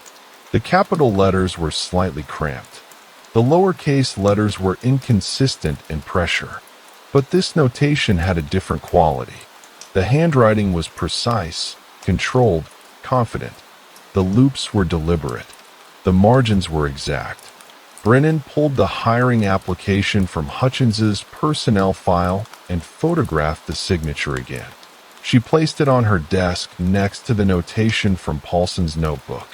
She studied them in the fluorescent light of her office, which hummed steadily in the quiet morning. The distinctive loop on the M, the particular formation of the H, the consistent pressure throughout. The handwriting matched. Margaret Hutchins had written the notation recommending Richard Paulson as a replacement, which meant Margaret Hutchins had been directing the scheme. Not Ross Kellerman, not Marcus Webb, not Richard Paulson, Margaret Hutchins. Brennan opened her computer and began cross-referencing Hutchins's schedule against the dates of major activities in the investigation. Hutchins worked as a supervisor on the day shift, 8 a.m. to 4:30 p.m., Monday through Friday. But her access logs showed facility entries at times that corresponded to after-hours activities. On May 18th, the day Kellerman had made the first unauthorized diversion of mail, Hutchins had logged into the facility at 5:15 p.m., 45 minutes after her shift ended. She had not logged out until 6:47 p.m. The access logs did not specify which areas of the facility she had accessed, only that she had been present. On May 20th, the first day of documented mail diversion, Hutchins had logged in at 3:45 p.m. before her shift ended and had remained in the facility until 7:30 p.m. On June 10th, The day of Frank Holloway's address change and Richard Paulson's unauthorized entry into the processing center. Hutchins had worked her regular shift, but had logged into the facility again at 10:45 p.m., hours after her shift concluded. She had remained until 12:15 a.m. Brennan pulled the security footage from June 9th to 10th again. She advanced through the timestamp carefully. At 2:05 a.m., when Richard Paulson was observed escorting the first figure to the loading dock entrance, Margaret Hutchins appeared on the interior camera moving through the mail sorting area. She was carrying a set of keys. She was walking toward the address verification queue area. Brennan photographed that frame. At 2:09 a.m., Hutchins unlocked the filing cabinet containing the address change forms. She retrieved a stack of approximately 30 forms. She placed them on a table and photographed them with a mobile device.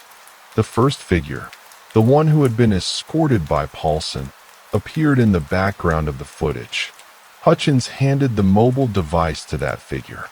The figure examined the photographs on the screen, reviewing the images of the address change forms. Then Hutchins returned the forms to the filing cabinet, locked it, and left the area. The entire transaction took 18 minutes. Brennan ran a financial analysis of Margaret Hutchins's bank records.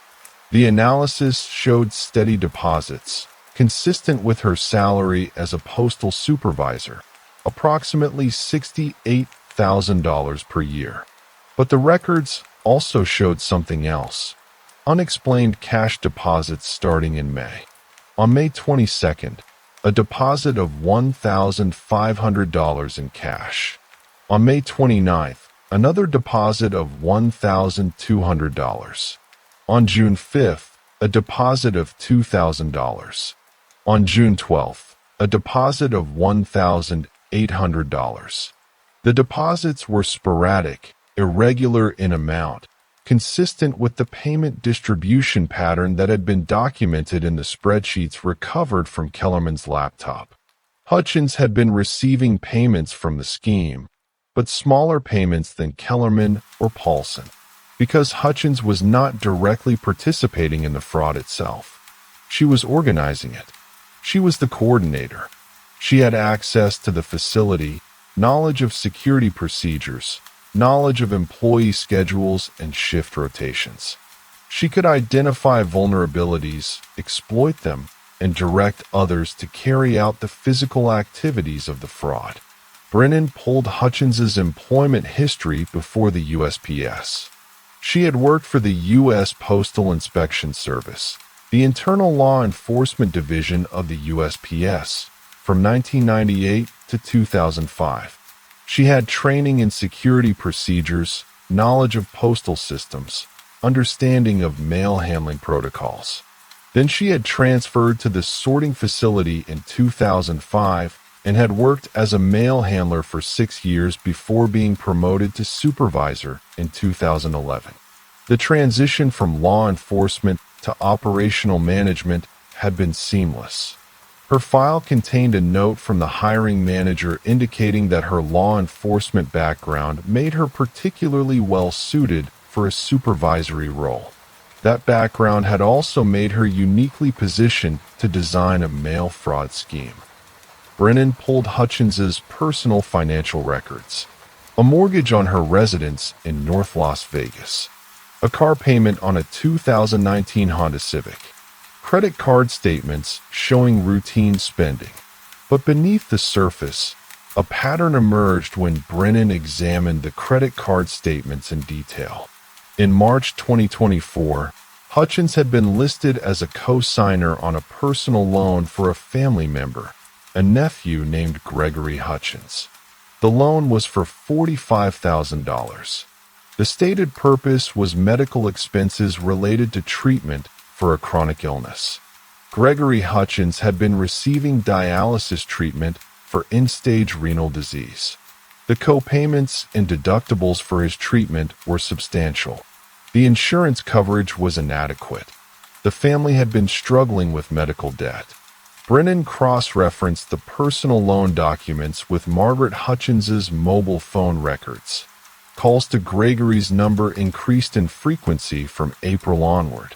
Text messages showed Margaret asking about his treatment schedule, his test results, his financial situation. One text message from Margaret to Gregory, dated April 15th, read, "I'm looking into other ways to help. Don't worry about the money right now. I'm working on something. We'll know more in a few weeks." Another message, dated May 10th, read, "Things are progressing. Should be able to help significantly by June. Hold tight." A third message, dated June 15th, read, "Initial phase complete. More coming. Gregory, you're going to be okay. I promise you." Brennan reviewed the spreadsheet recovered from Kellerman's laptop one more time. The spreadsheet showed profit distribution for each fraudulent victim. Kellerman received 60%. Webb received 30%. Paulson received 15%. But there was a fifth line item on the spreadsheet labeled Coordinator that received 10% of each transaction. That 10% had been going to Margaret Hutchins. Based on the 17 confirmed victims and the fraudulent transactions totaling approximately $128,000 in fraudulent charges, Hutchins had received approximately $12,800. Not a large sum in absolute terms, but enough to make a difference in a family medical crisis. Enough to cover 6 months of co-payments. Enough to provide breathing room while Gregory received his treatment. Brennan pulled the medical records for Gregory Hutchins. They had been obtained pursuant to a warrant issued after his name appeared in the investigation files. The records showed that Gregory had undergone a successful kidney transplant in July 2024. The transplant procedure cost approximately $260,000. The family had secured financing through the Transplant Center's Financial Assistance Program, which had covered 80% of the cost. The remaining $52,000 had been paid through a combination of insurance and out-of-pocket payments. But the out-of-pocket payments had been made in cash. On July 8th, a deposit had been made to the Transplant Center's Patient Accounts Department in the amount of $12,500 in cash. On July 15th, another deposit of $12,000 in cash. On July 22nd, a final deposit of $10,200 in cash. The total out-of-pocket cash payments, $34,700, exceeded what Margaret Hutchins had received from the fraud scheme in June. But they aligned with the total amount she would receive from the scheme if it continued through July and August, if additional victims were added, if the operation expanded into Phase 2, as referenced in Paulson's notebook. Gregory Hutchins had received his transplant. He was alive because of that transplant, and his sister, Margaret Hutchins, had financed it by organizing a mail fraud scheme that victimized 17 retirees. Brennan stood and walked to the window of her office. The morning was clear. Traffic moved along the street below in steady rhythm. People walked past, unaware of the investigation, unaware of the fraud, unaware of the financial devastation that had been inflicted on people whose lives had already been diminished by age and retirement. She turned back to her desk. She photographed the matching handwriting one more time, the signature from Hutchins's employment application and the notation from Paulson's notebook. 2 instances of the same hand, separated by years, but unmistakable in their consistency. She also photographed the text message exchanges between Margaret and Gregory, the medical records for Gregory's transplant, the cash deposits to the transplant center, the payment records from the fraud scheme spreadsheet. Each piece of evidence stood alone as a fact, but together they told a narrative that was undeniable. Margaret Hutchins had not committed the fraud for personal enrichment. She had committed it out of desperation. The desperation of a sister watching her brother die from a kidney disease, while the financial systems of American healthcare rendered him unable to access the treatment that could save his life. She had used her knowledge of postal systems, her access to secure areas, her understanding of security vulnerabilities, and her position of authority to create a scheme that was methodical and calculated.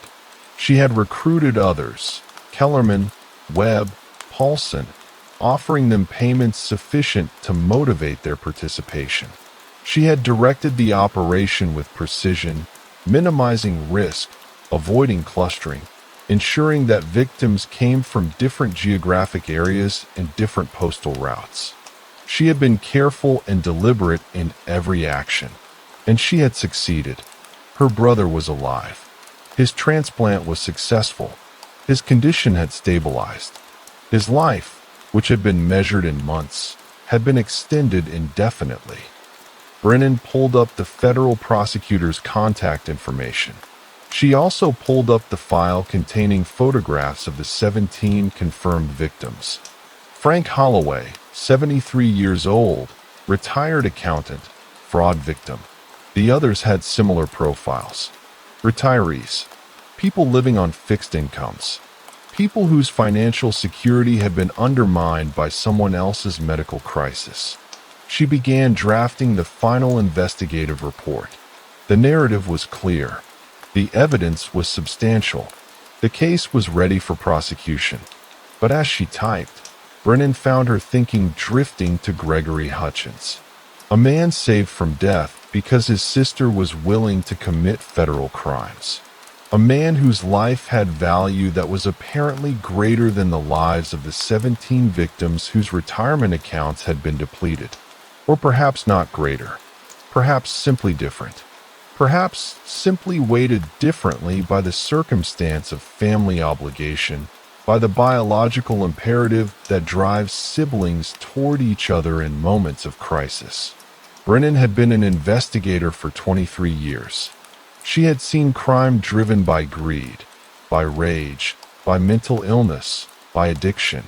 But she had rarely seen crime driven by love, or at least by the particular form of love that moves a sister to risk everything for her brother's survival.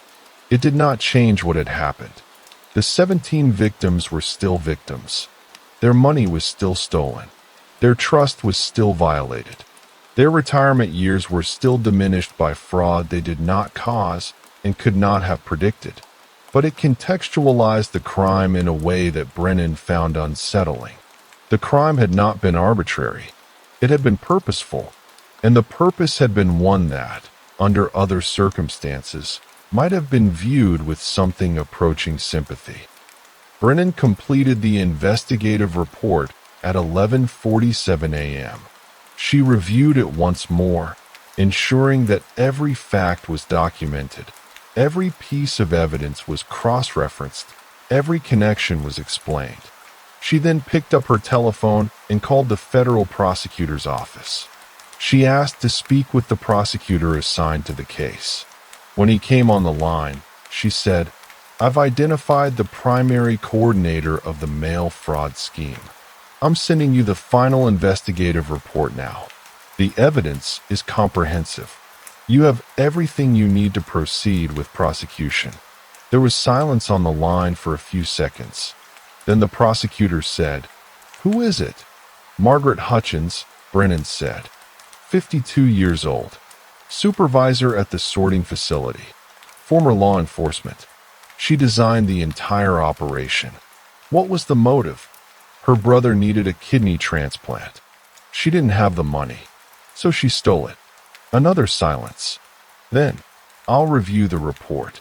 We'll coordinate with the field office to bring her in." Brennan hung up the telephone. She looked at the evidence spread across her desk, the photographs, the documents, the financial records, the security footage stills. All of it told the story of a crime. But none of it explained the sister's love, the brother's desperation, The particular mathematics of human decision-making that had resulted in Margaret Hutchins deciding that 17 strangers' retirement accounts were an acceptable price for her brother's life. She photographed the entire arrangement one final time. Then she placed all the documents into the banker's box and sealed it. She labeled it with case numbers and evidence markers. She placed it in the evidence locker. The investigation was complete. The case was ready for prosecution, and Margaret Hutchins, who had spent 19 years working for the Postal Service with exemplary performance, who had trained hundreds of mail handlers in proper procedures, who had received multiple commendations for efficiency and leadership, Margaret Hutchins would now face federal charges for the very system she had devoted her professional life to protecting. Brennan returned to her desk. She had other cases to work. The file on Holloway's fraud would be transferred to the prosecutor. Her role in the investigation was finished. She opened the next case file and began reading the initial complaint. Another fraud, another victim, another crime to be methodically investigated through the accumulation of physical evidence and documentary facts. The work would continue. The investigation would proceed. Margaret Hutchins would be brought into custody, interrogated, charged, tried, and convicted or acquitted based on the evidence Brennan had compiled. And somewhere in Las Vegas, Gregory Hutchins would continue his recovery, unaware that his sister's crime had been discovered, unaware that his sister was about to lose her freedom, unaware that the gift of his life, purchased through federal mail fraud, was about to be examined by the criminal justice system and weighed against the harm it had caused to others. Story 3. A boutique hotel realized an employee had been cloning guests' key cards to enter rooms while they were at dinner, taking only small amounts of cash to avoid immediate suspicion. The hotel manager, Richard Corbin, handed over the key card cloning device without ceremony.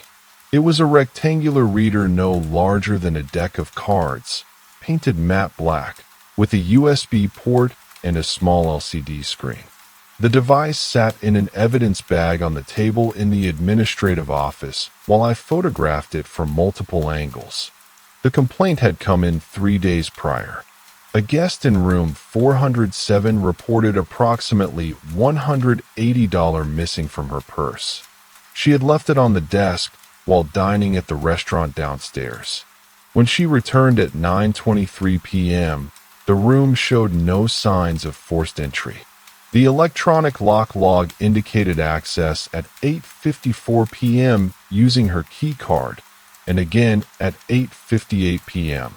The guest had not returned until 9:19 p.m. I requested the security footage first. The hallway cameras for the 4th floor had recorded continuously. I watched the monitor as the text cycled through timestamps. At 8:52 p.m., a figure in housekeeping uniform, dark blue polo, gray pants, walked down the corridor pushing a cleaning cart. The figure stopped at room 407. At 8:54 p.m., the door opened without visible struggle. The figure entered. At 8:58 p.m., the door closed. The figure exited the frame at 8:59 p.m. The timestamp on the lock mechanism corresponded exactly. I obtained the employee roster. 8 people worked housekeeping. Corbin provided me with their schedules. Only one had been on shift that evening. Marcus Whitmore, employed for 14 months. I requested his personnel file, payroll records, and any prior incident reports. The file was thin. No complaints. No disciplinary notes. His time cards showed no absences. The next step was the physical space. I went to the 4th floor in the early morning, when no guests occupied adjacent rooms. I wore latex gloves and brought a flashlight, evidence bags, and a digital camera. The housekeeping storage closet was located at the end of the hallway, a converted supply room with wire shelving units stacked with folded linens, cleaning solutions in plastic bottles, and a motorized equipment rack. I photographed the interior from the doorway before entering. The shelves were organized by type. White towels on the left, colored towels in the center, bed linens on the right. The cleaning cart, a gray utility cart with 3 wire tiers and a black vinyl bag attached, sat in the corner. I examined the cart's surface. The handle showed wear consistent with repeated gripping. The lower shelf held spray bottles, glass cleaner, tile cleaner, disinfectant. The vinyl bag was empty. I checked the underside of the cart's frame and found dust, lint fibers, and what appeared to be a small piece of adhesive tape, yellowed with age. I collected it. Behind the shelving units, I discovered a metal utility cabinet. The cabinet was unlocked. Inside, on the top shelf, sat a collection of items: a USB cable, a charger for a device I did not yet recognize, 2 pairs of latex gloves, and a small black notebook. I photographed each item before removal. I opened the notebook. The entries were dated and brief. The first entry, written 17 months ago, read, "Device ordered. Arrives next week." Subsequent entries tracked activity by room number and estimated cash amounts. Room 312, $95. Room 518, $140. Room 203, $65.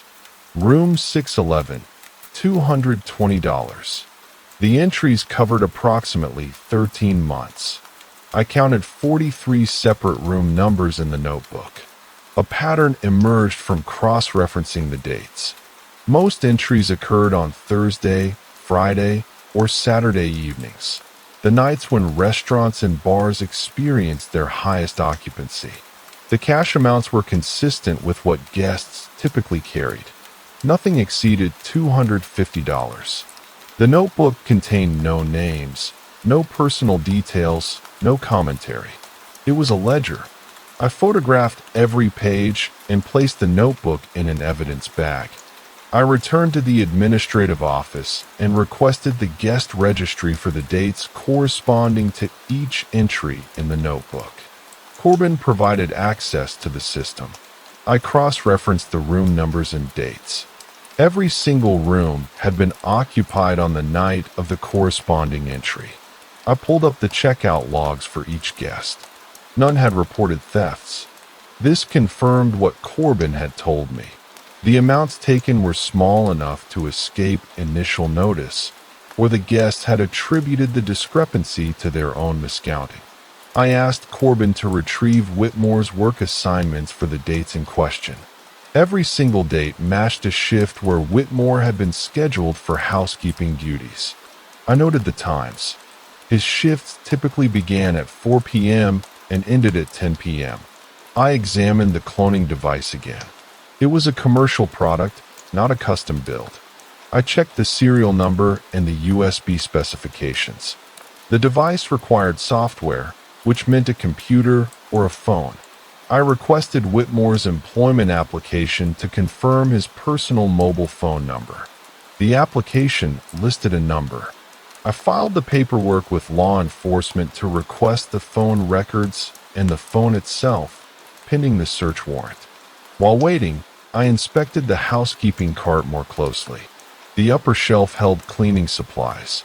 I removed each bottle and checked for anything beneath them. The surface was clean. I examined the vinyl bag. The seams were intact. I turned it inside out. Near the bottom corner, caught in the stitching, I found a fiber, pale green, synthetic, the type used in hotel key cards. I collected it in an evidence bag. I returned to the storage closet and photographed every shelf again, paying particular attention to areas near eye level. On the second shelf, partially hidden behind a stack of white towels, I found a small charging cable with a micro USB connector. I held it up to the light. The connector showed were consistent with repeated use. I bagged it.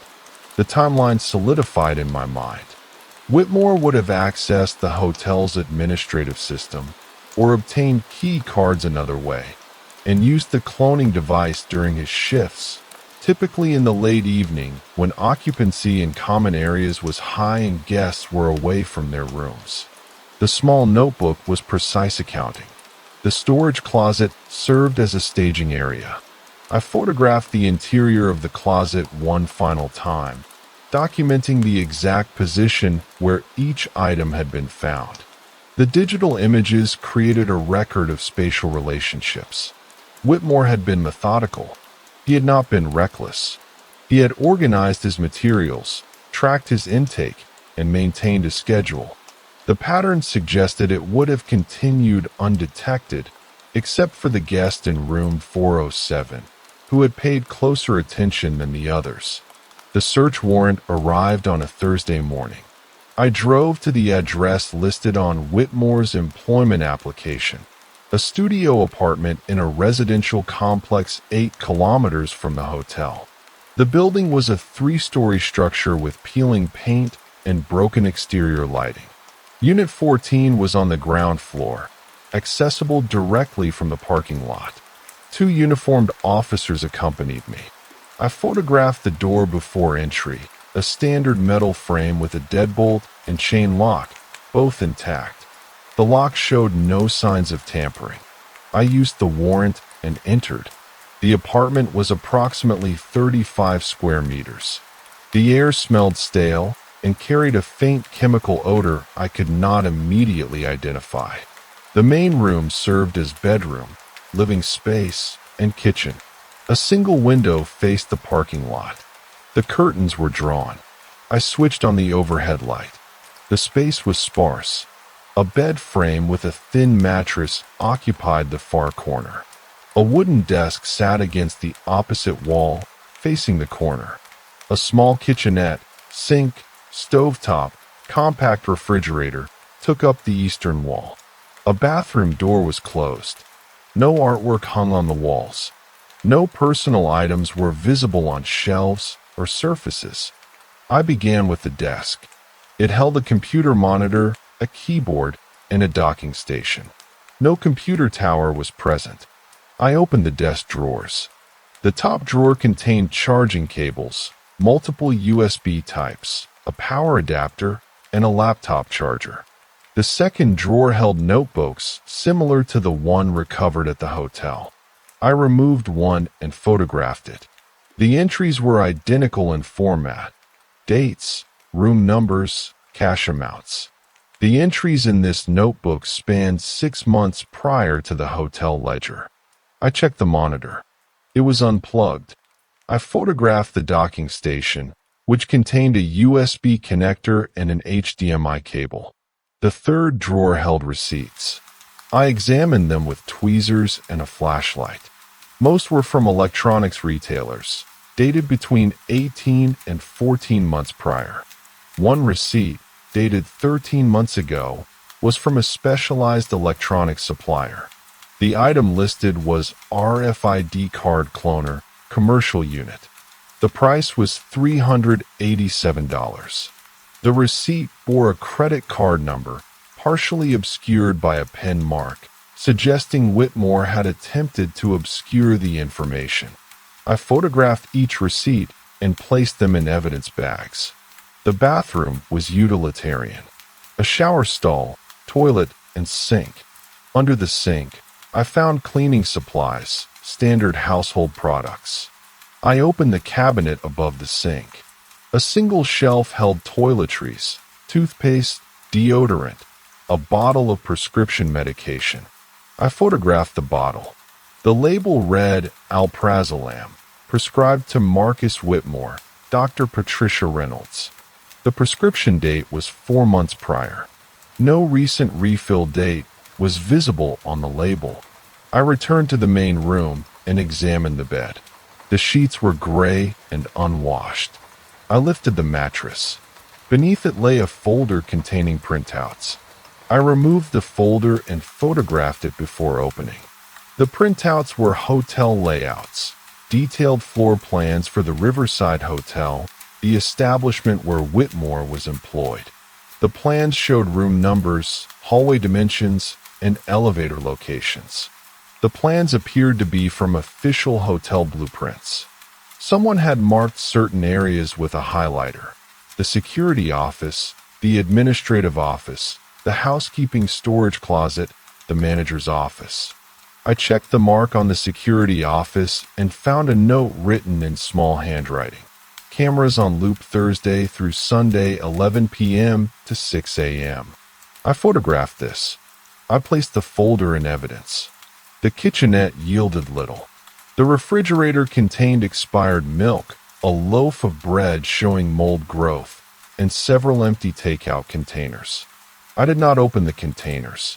The cabinets held basic dishware and canned goods. The stovetop was clean and showed no evidence of recent use. I turned my attention to the window. The curtains were heavy black fabric, lined. I pulled them aside carefully. The window itself was sealed, likely painted shut. Behind the right curtain, wedged between the curtain rod and the wall, I found a small cloth bag. I removed it and opened it carefully. Inside were 8 key cards from the Riverside Hotel.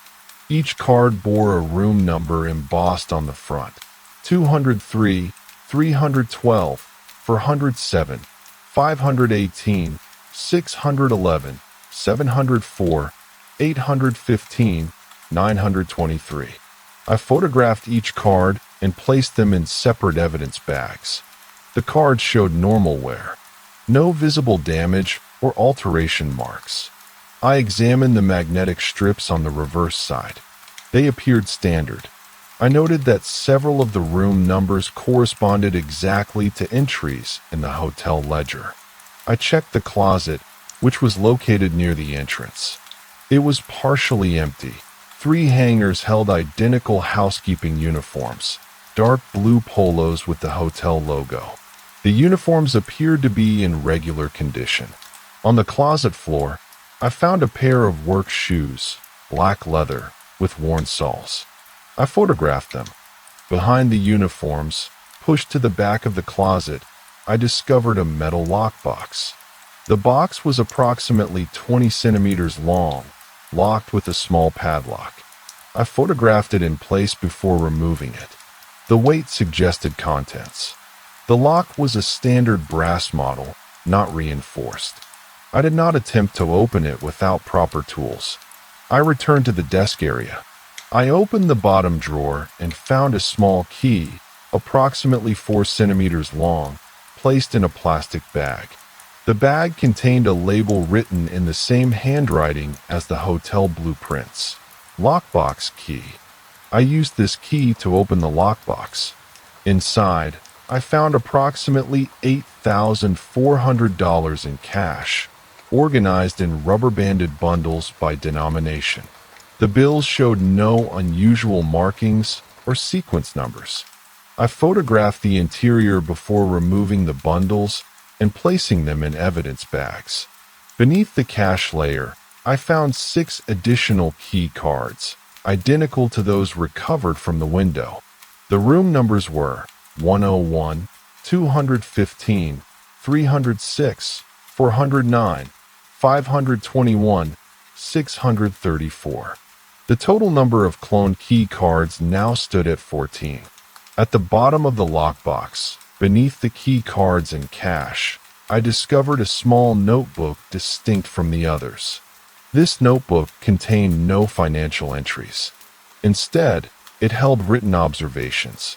The first entry read, March 10th, Corbin enters office at 4:15 p.m., exits at 6:33 p.m. Does not lock the door. Administrative passwords likely displayed on desk calendar. The subsequent entries documented the movements of hotel staff: Corbin, 3 desk clerks, the night manager, the security officer. Each entry included times and observed behaviors. Another entry noted, June 2nd, security footage system reset Tuesday nights, 2:30 a.m. to 3:15 a.m. maintenance window. No one monitors during this period. Another read, August 17th, Hotel obtained new key card blanks. Inventory kept in administrative office storage closet, third shelf. Approximately 200 cards in stock. I photographed each page of this notebook and placed it in evidence. The timeline reconstructed itself. Whitmore had conducted extensive reconnaissance before beginning the thefts. He had identified vulnerabilities in both physical security and staff behavior. He had acquired the cloning device and practiced before targeting paying guests. The locked box suggested he had continued this surveillance even after beginning the theft operation. I completed a full photographic inventory of the apartment. I did not yet know where the laptop, the device that paired with the docking station, was located. I did not know whether additional cloned cards existed elsewhere. I did not understand the full scope of his access or his intentions. The chemical odor I had noticed upon entry persisted. I opened all windows and conducted a secondary sweep of the bathroom. I checked beneath the sink more carefully, examining each bottle. One bottle, labeled acetone, industrial cleaning solution, was half empty. The bottle bore no retail label, only typed tape affixed to the front. I photographed it. Acetone was used to alter magnetic strips on cards. The presence of this bottle, combined with the cloning device and blank key cards, suggested Whitmore had been manufacturing cards, not simply duplicating existing ones. The investigation had moved beyond petty theft into something more deliberate and sophisticated. The laptop was not in the apartment. I conducted a third sweep, examining every surface, every drawer, the space beneath the bed. The docking station on the desk remained unplugged and empty. I checked the power adapter in the desk drawer. It was a 65-watt model designed for a laptop computer, not a desktop. Whitmore had taken the device with him or stored it elsewhere. I requested that law enforcement obtain phone records for Whitmore's mobile number. The carrier provided records spanning the past 18 months. I reviewed the data with the hotel's IT director, Thomas Reeves, present via conference call. The records showed consistent activity patterns. Calls and text messages were sparse. Whitmore averaged 2 calls per week, mostly to unknown numbers. Data usage was substantial. The phone averaged 4.2 gigabytes per month, unusual for a person who appeared to live a solitary existence. I obtained the phone itself through a secondary search warrant. It had been recovered from Whitmore's workplace locker at the hotel, a metal storage unit in the employee break room. The phone was powered off. I did not attempt to activate it without forensic oversight. Instead, I photographed it and delivered it to the digital forensics unit. I turned my focus to the hotel's administrative systems. Reeves allowed me access to the server room, a climate-controlled space located in the basement. The room contained 2 server towers, a network switch, and backup drives arranged on metal shelving. The air in this space was noticeably colder and carried the faint smell of electronics, a sharp, almost metallic scent. I requested the access logs for the administrative network. Reeves pulled up a terminal and navigated to the system files. The logs showed all login attempts, successful and failed, with timestamps and user IDs. I instructed Reeves to filter for any logins using administrative credentials outside of normal business hours. The results appeared on screen. 7 logins occurred between 10 p.m. and 6 a.m., times when the hotel's administrative staff was not present. All 7 logins used Corbin's administrative account. I cross-referenced these times with Whitmore's work schedule. All 7 logins occurred on nights when Whitmore was scheduled for housekeeping duties. The first login was dated 13 months prior, at 11:34 p.m. The most recent was from 4 days ago, at 11:52 p.m. I asked Reeves if he could determine what files had been accessed during these login sessions. He navigated to the system logs again. The results showed that during each session, files in the guest records directory had been opened. Specifically, a folder labeled Payment Methods had been accessed 6 times, and a folder labeled Room Assignment Data had been accessed 7 times. The data showed that Whitmore had not merely stolen cash from guest rooms. He had been accessing guest information stored on the hotel's computer system. The implications expanded the scope of the crime considerably. I requested a complete backup of the server's contents. Reeves initiated the backup to an external drive. While the process ran, approximately 40 minutes, I examined the server room itself. The network switch had been modified. A secondary cable had been connected to one of the ports, running from the switch toward a concealed location behind the server shelving.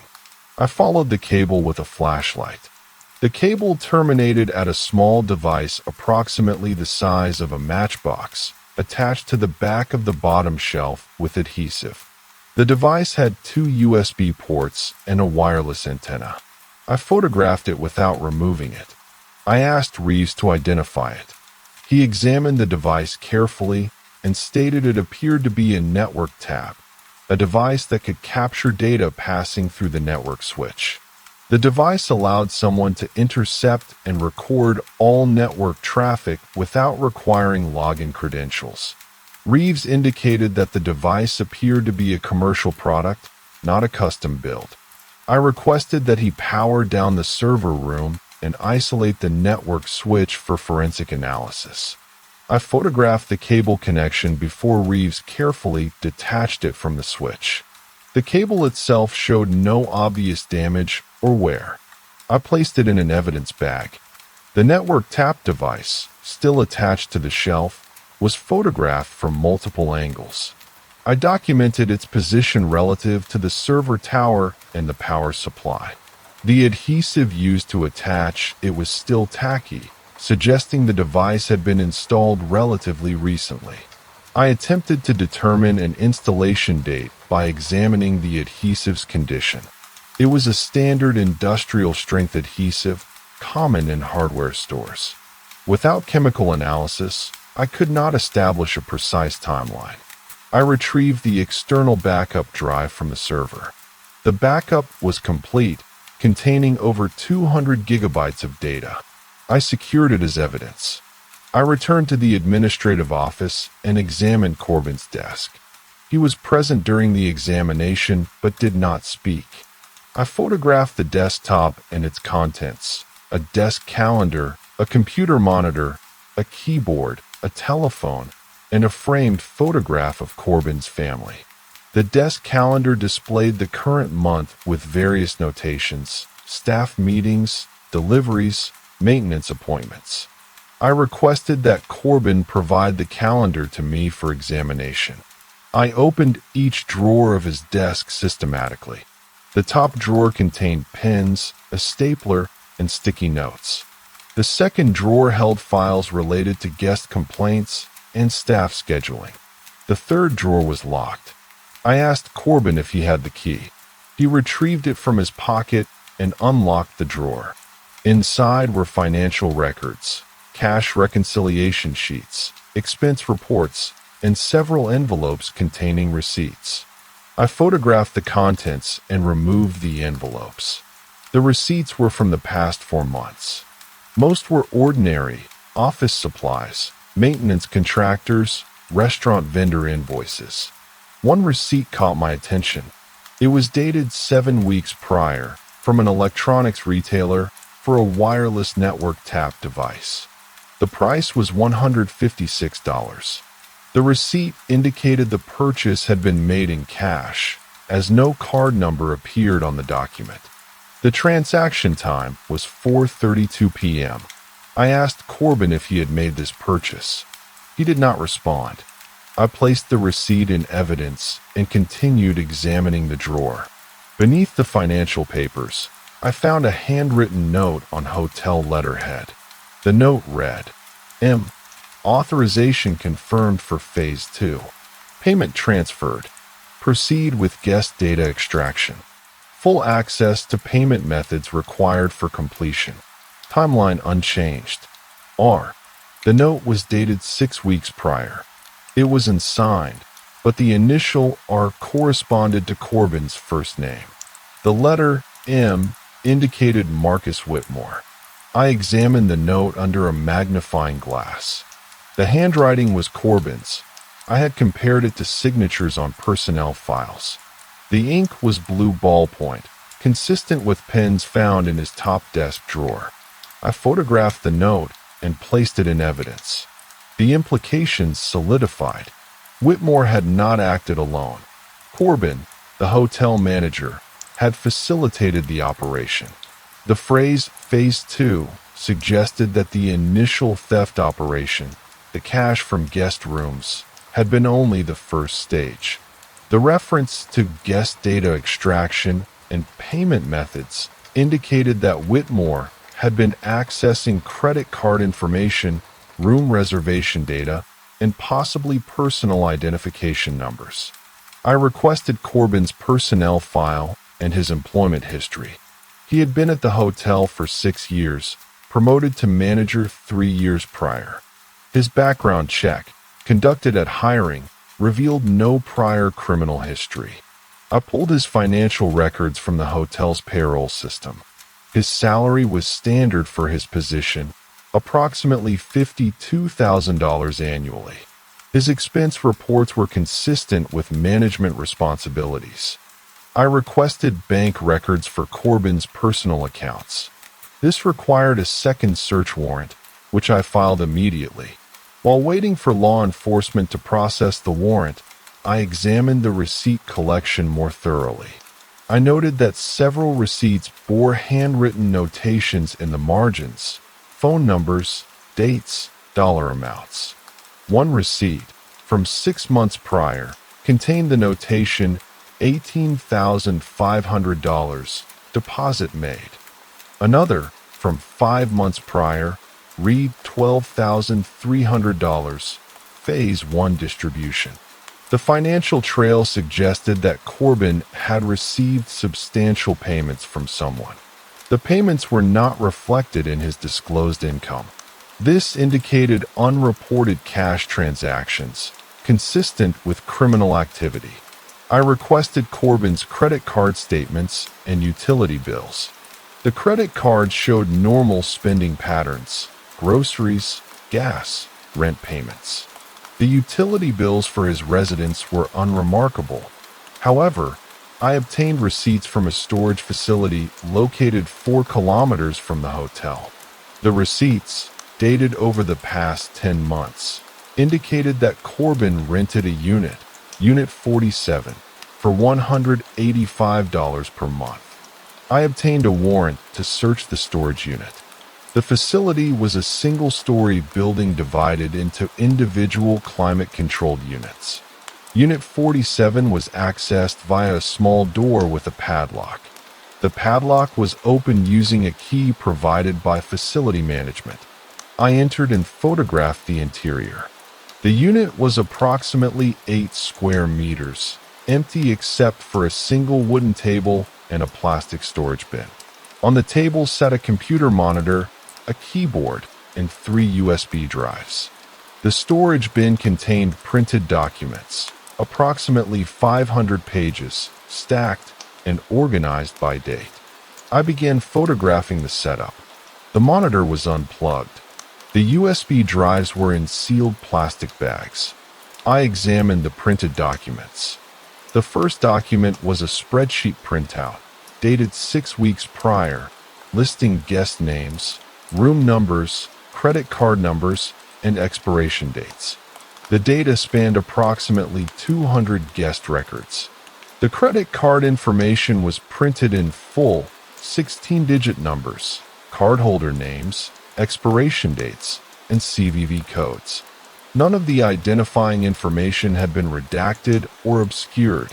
The subsequent documents contained similar information, organized by date, spanning the previous 9 months. I estimated approximately 2,000 individual guest records were present in the bin. I photographed every page and placed all documents in evidence bags. I examined the USB drives.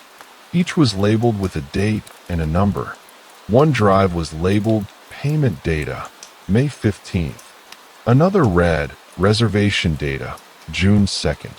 The third bore no label. I did not attempt to access the drives without forensic oversight.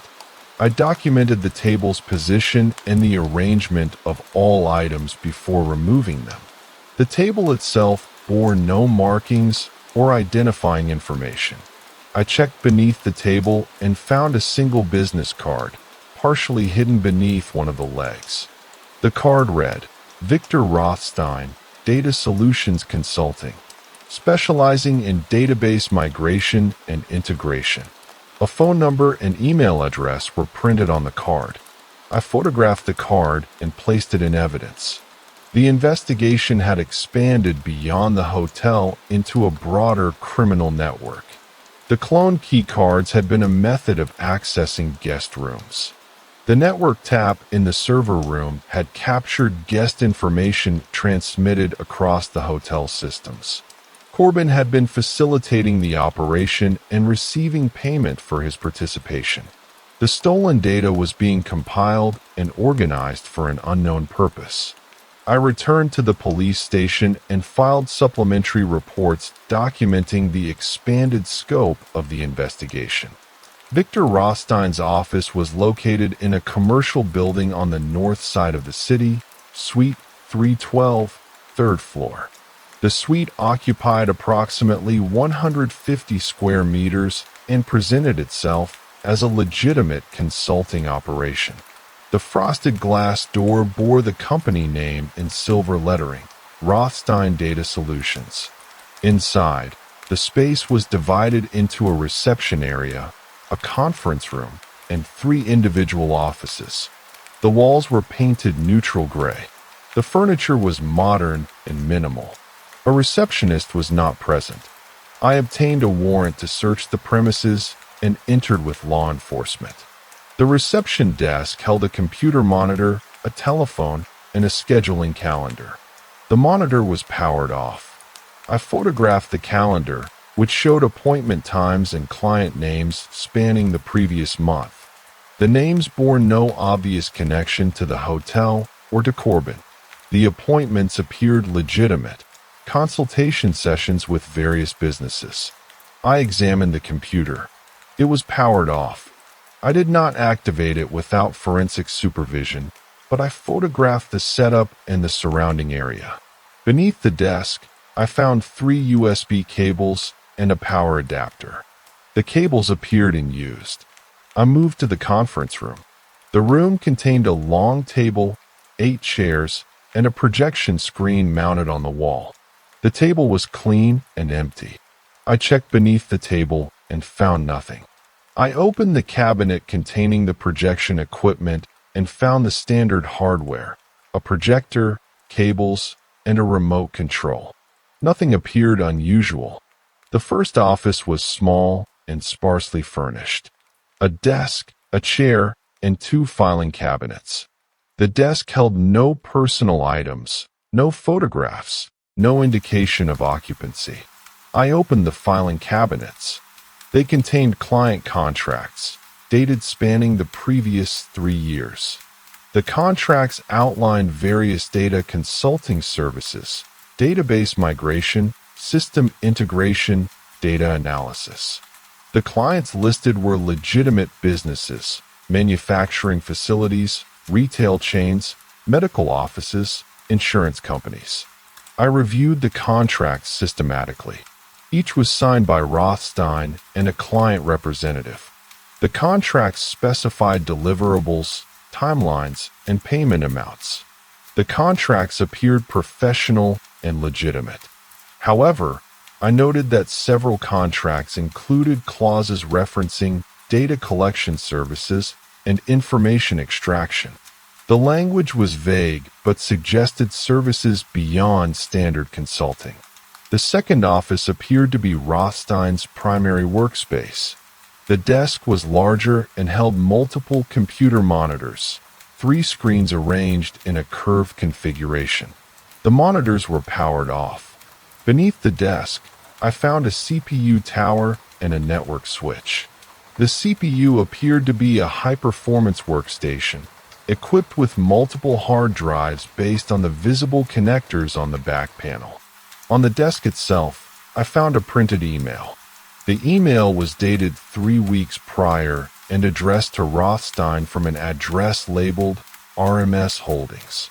The email read, "Victor, the Riverside project is proceeding on schedule. Phase 2 data delivery expected within 2 weeks. Payment for Phase 1 has been transferred to the account. Proceed with analysis and prepare the integration package for transfer protocol. Confirm receipt. RMS." I photographed the email and placed it in evidence. I opened the desk drawers. The top drawer contained office supplies and an external hard drive, approximately 2 terabytes in capacity. The drive was labeled with a handwritten sticker, "Riverside, guest data 1 to 2000. I photographed it and placed it in evidence without powering it on. The second drawer held additional external hard drives, each labeled similarly, "Riverside, guest data 2001 to 4000, Riverside, guest data 4001 to 6000, and Riverside, guest data 6001 to 8000. Each drive appeared to be 4 terabytes in capacity. I photographed all of them and placed them in evidence. The third drawer contained notebooks, similar in format to the ones recovered from Whitmore's apartment and the hotel storage closet. I opened the first notebook. The entries were different from the previous ones. Rather than cash amounts and room numbers, these entries tracked data transfer metrics, file sizes, transfer speeds, completion timestamps. One entry read, "May 3rd, 11:47 p.m. transfer complete. 247 guest records. File size, 1.2 gigabytes. Network tap functioning normally." Another entry noted, "June 12th, 1:09 a.m. data extraction phase 1 complete. Total records captured, 8,247. Estimated value, $485,000 at standard market rates." A third entry stated, "July 8th, 3:28 p.m. analysis protocol initiated. Cross-referencing guest data with public records and financial databases. Fraud potential assessment underway." I photographed all pages of this notebook and placed it in evidence. I examined the filing cabinets in this office. Unlike the first office, these cabinets were locked. I requested bolt cutters from the law enforcement officers. I cut the locks and opened the drawers. The contents were organized differently, not by client contract, but by data type. One drawer was labeled Financial Data. It contained printouts of financial analysis, organized by individual guest records. Each page listed a guest name, credit card number, and estimated spending patterns based on transaction history. Another drawer contained printouts labeled Vulnerability Assessment. These pages detailed potential security weaknesses at the Riverside Hotel, identified opportunities for data extraction, and outlined specific rooms with high-value guests based on credit card limits and spending history. A third drawer bore the label Geographic Distribution. It contained maps of the hotel with color-coded markings indicating guest origin locations and frequency of visits. I photographed all of these documents and placed them in evidence. I returned to the desk and examined the CPU tower more closely. The external hard drives had been connected to this system for data processing. The tower contained multiple hard drives internally, visible through the case's transparent side panel. I did not attempt to power on the system. Instead, I photographed it from multiple angles, documenting the cables, the configuration, and the ports. The third office in the suite was the smallest. It contained a desk, a chair, and a single filing cabinet. Unlike the other offices, this space appeared unused. The desk surface was clean and bare. The filing cabinet was empty. I checked the walls for any indication of previous occupancy. Nail holes, dust patterns on the wall. The walls were unmarked. I returned to the reception area and examined the computer more carefully. The tower was located beneath the desk, connected via standard cables. I checked the peripherals. A keyboard and mouse were present. The monitor was a standard 24-inch display. I photographed the entire setup. I obtained a network address for the business from public records. The IP address range registered to Rothstein Data Solutions indicated a commercial internet connection. I requested the internet service provider's records for this address, spanning the previous 12 months. The records showed consistent usage patterns, with substantial data uploads beginning approximately 9 months prior.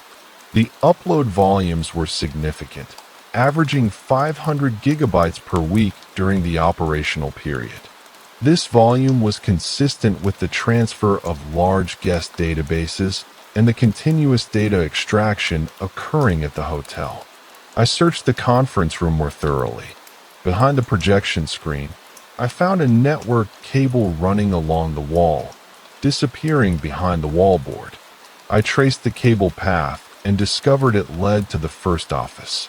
The cable appeared to connect the conference room's projection system to the computers in the first office, a setup that would allow data to be displayed and shared during meetings. I requested the company's phone records. Rothstein Data Solutions maintained a business line with a local area code.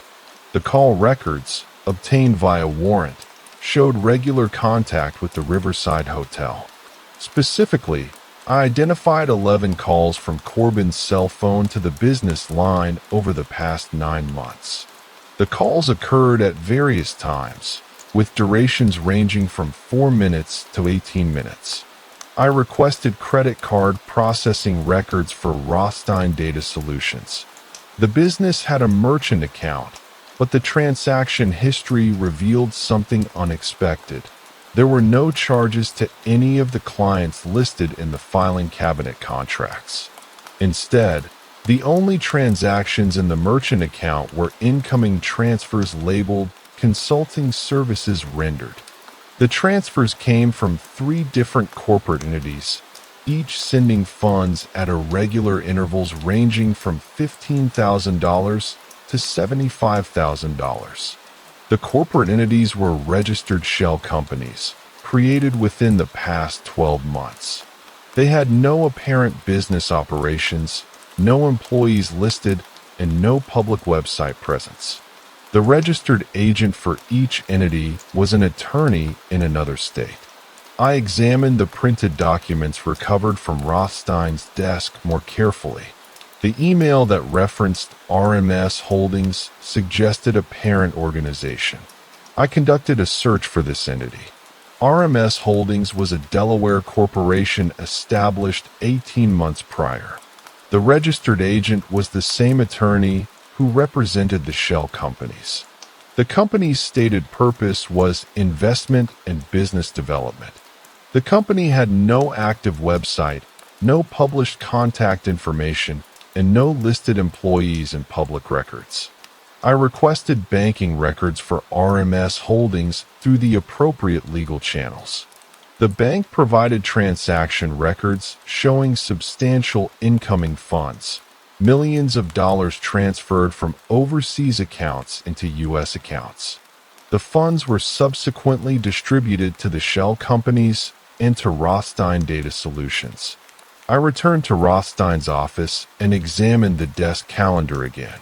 I photographed every page, documenting all appointments and notations. One appointment, dated 2 weeks prior, was marked simply MW Delivery. Another, from 3 weeks prior, read Payment Processing RMS.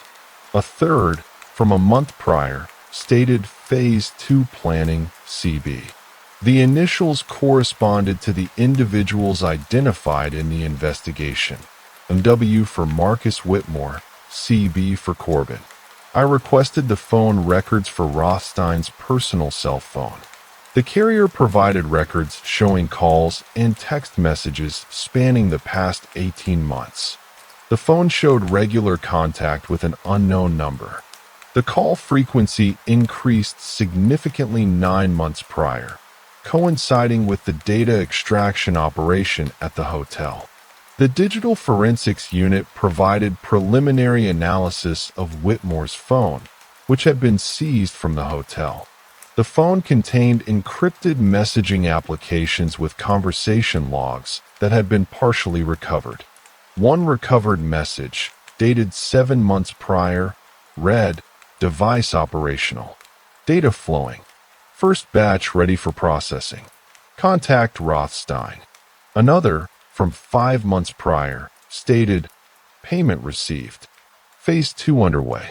Timeline ahead of schedule." A third message, dated 2 weeks prior, read, "Total dataset now exceeds 12,000 records. Value assessment complete. Awaiting final destination instructions."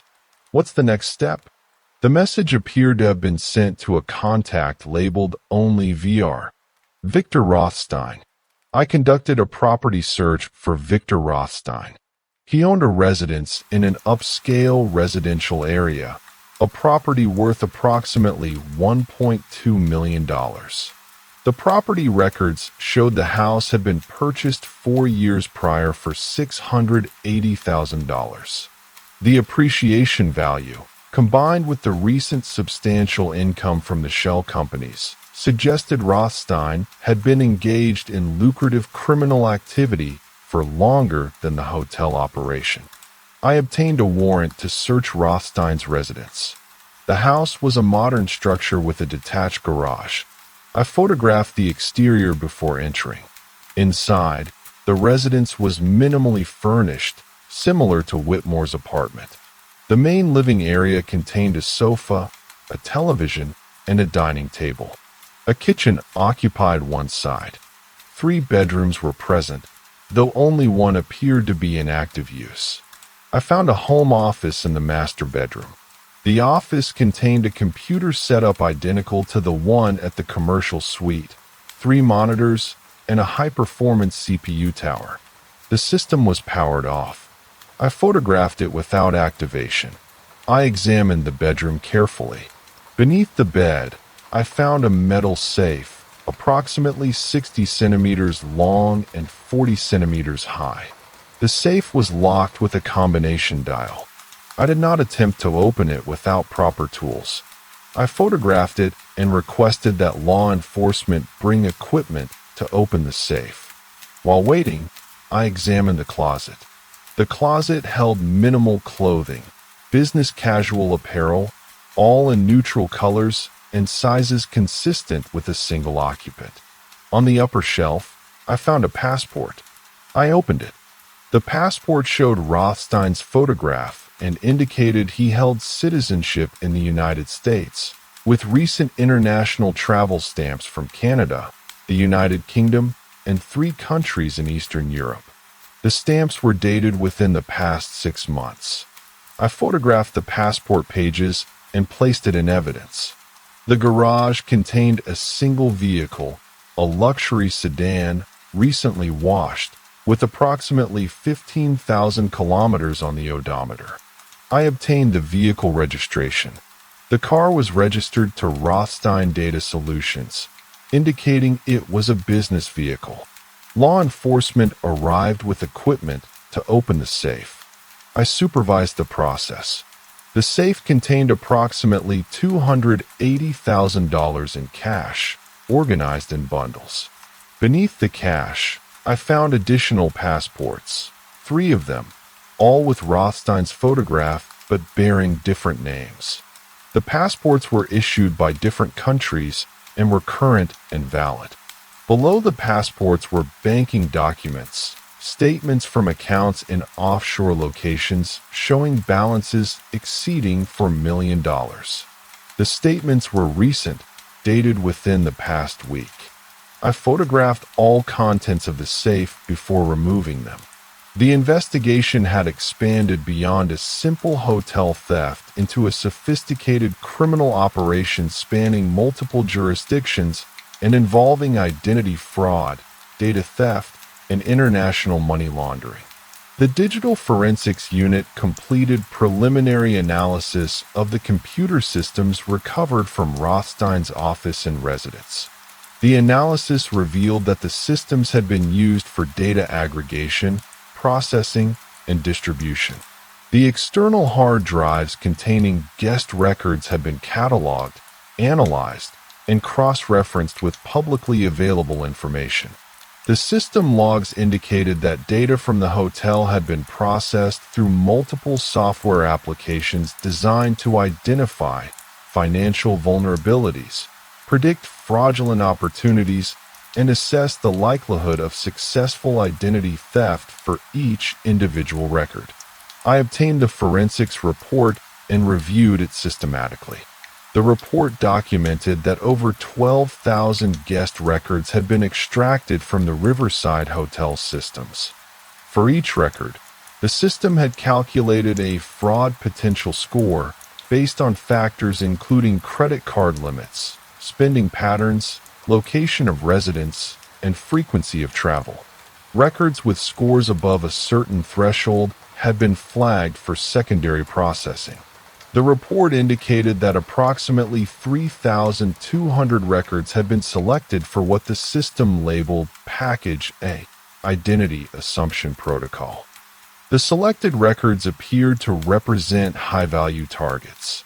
Individuals with substantial credit limits, documented travel patterns suggesting extended absences from home, and no indication of proactive credit monitoring. I requested that law enforcement subpoena the banking records for the 3 shell companies identified in the investigation. The banks provided transaction histories spanning 12 months. The records revealed a pattern. The companies received regular deposits from overseas sources, and they subsequently made payments to multiple recipients. The recipients were difficult to trace.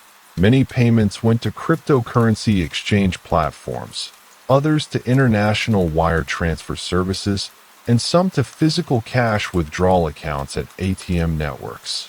However, I identified one payment pattern that was traceable: regular monthly payments to a series of addresses within the city. These addresses corresponded to residential units, apartment buildings, and small commercial spaces. I obtained a list of the addresses and began systematic investigation. The first address was an apartment in a residential complex on the east side of the city. I obtained a warrant to search the unit. The apartment was occupied by a woman named Rebecca Hastings. She answered the door and permitted entry without resistance. The apartment was sparsely furnished, similar to Whitmore's space. The occupant indicated she had rented the unit 4 months prior, and that she received a monthly stipend of $3,500 from a consulting company in exchange for allowing use of her residence address. I examined the apartment. A small desk in the corner held a computer monitor and keyboard. No CPU tower was present. I asked Hastings who used this equipment. She indicated she did not use the computer. She had been instructed not to touch it. The equipment remained powered off. I photographed the setup and removed the monitor and keyboard as evidence. I requested that Hastings provide documentation regarding the rental arrangement.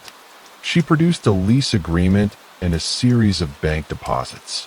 The lease was signed by an attorney representing Property Management Solutions, LLC. The bank deposits all came from the same account, traced to one of the shell companies. I conducted similar investigations at 5 additional addresses from the payment records. Each location followed an identical pattern: a residential or commercial space rented under false pretenses or through shell company representatives, equipped with minimal computer hardware, typically a monitor and keyboard without a CPU, and occupied by individuals who had been paid to allow use of their address and basic utilities. These individuals reported that they had been instructed not to interfere with the equipment and that they received regular payments for this arrangement. None of them claimed to understand the purpose of the setup. The pattern suggested a distributed network. The computer systems at Rothstein's office and residence were processing and analyzing the stolen guest data. The distributed locations, connected via the internet, appeared to be remote access points, allowing individuals to log into the central systems and conduct fraudulent activities while appearing to originate from different geographic locations. I requested the internet service provider's logs for each of the distributed locations. The logs showed that each location had been used to access the central systems at Rothstein's office and residence. The access patterns indicated that multiple individuals had been logging in from these locations at various times throughout each day and night. I requested the FBI's assistance in tracking the international money transfers identified in the banking records. The FBI's Financial Crimes Division provided additional analysis. The investigation revealed that RMS Holdings was receiving regular wire transfers from accounts in Russia, Ukraine, and Romania.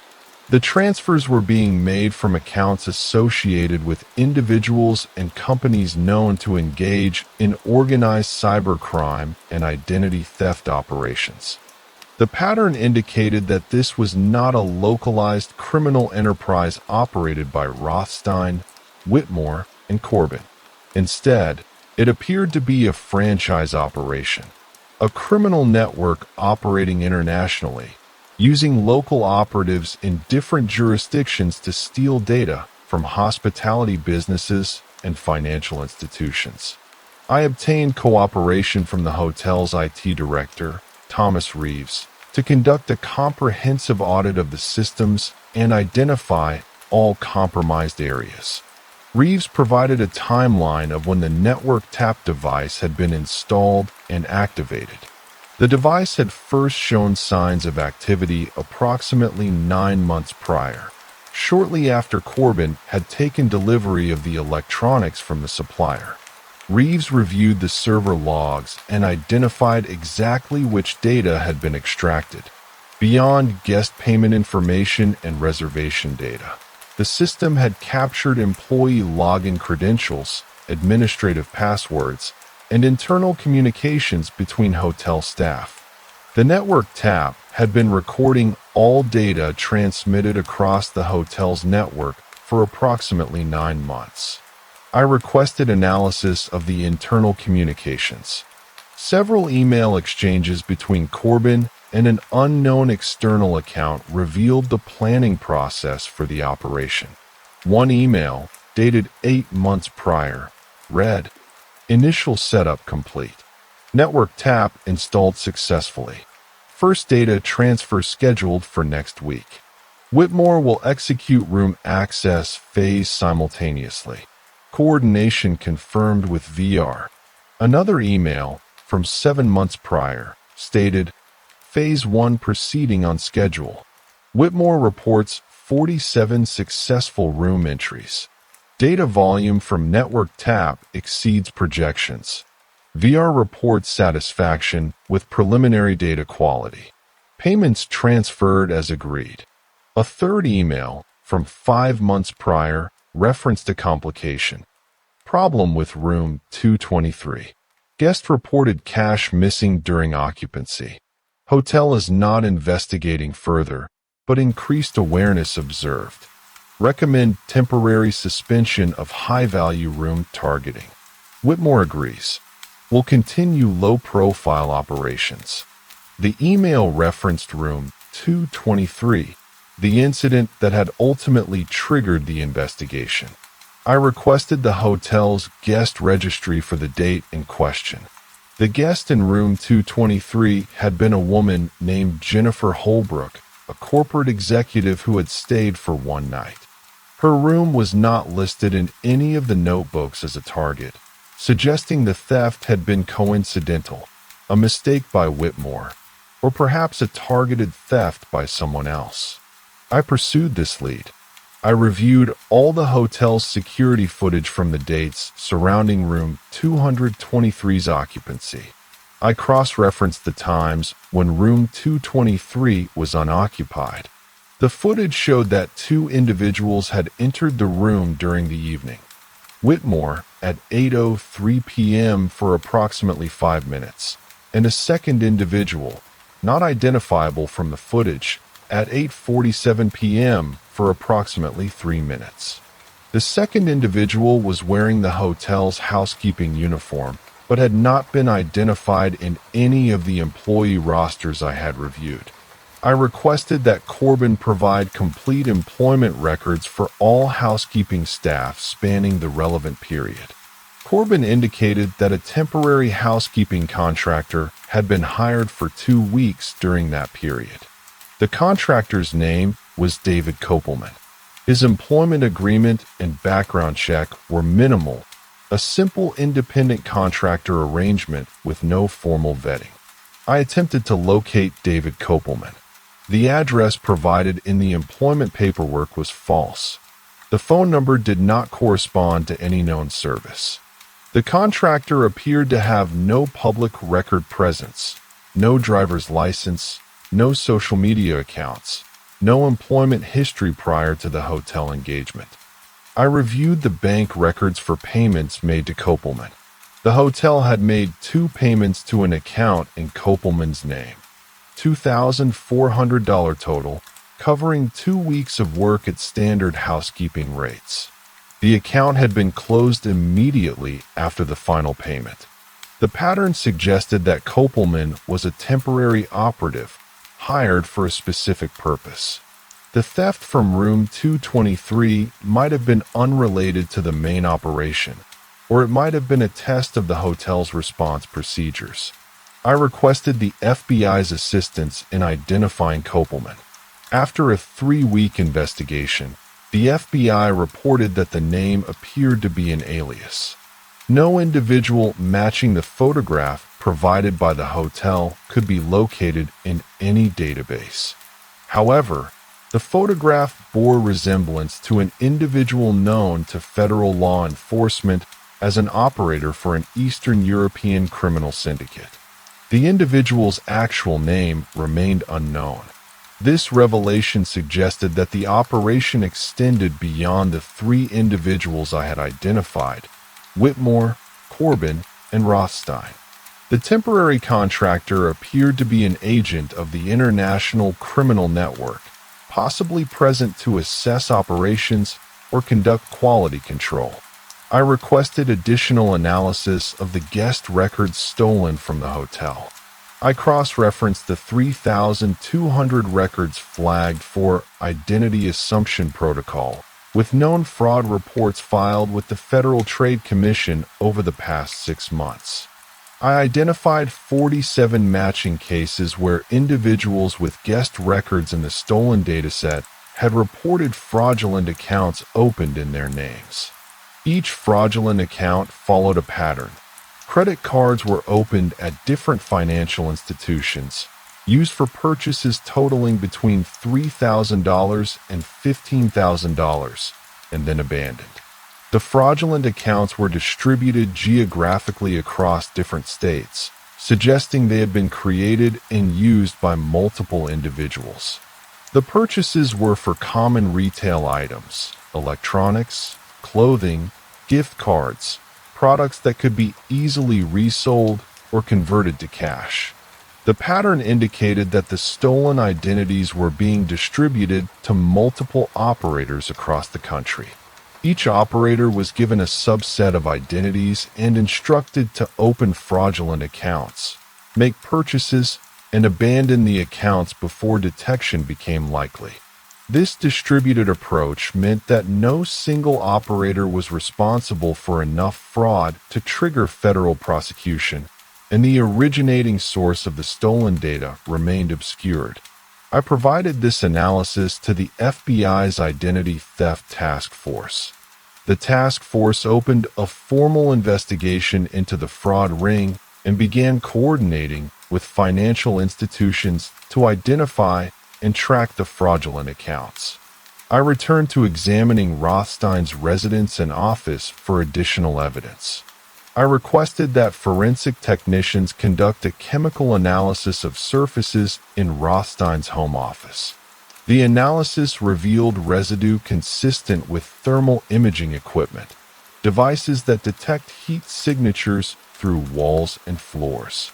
This suggested that Rothstein's residence had been equipped with surveillance capabilities to monitor the activities of his associates or to detect law enforcement presence. I requested historical utility records for Rothstein's residence. The records showed unusual power consumption patterns beginning approximately 8 months prior, with spikes in electricity usage consistent with the operation of computer servers and networking equipment. The power consumption increased significantly 6 months prior, when additional systems appeared to have been activated. I examined Rothstein's credit card statements more thoroughly. I identified regular charges at data center facilities, internet hosting services, and telecommunications companies.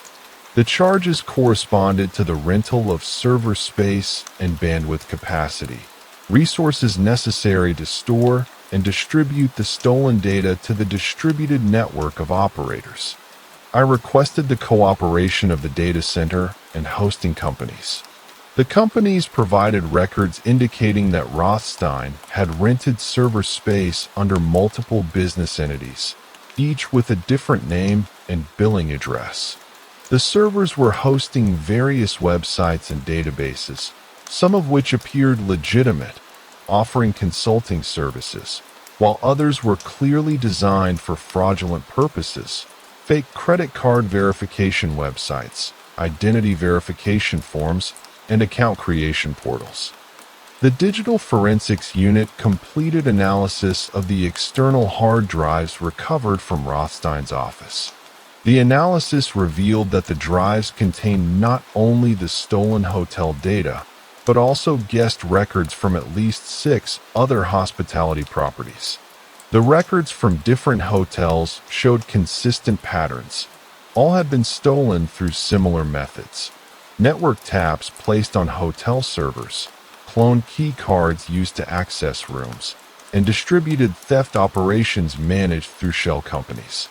The investigation had revealed an international criminal operation with established infrastructure, multiple locations, and dozens of operatives distributed across different jurisdictions.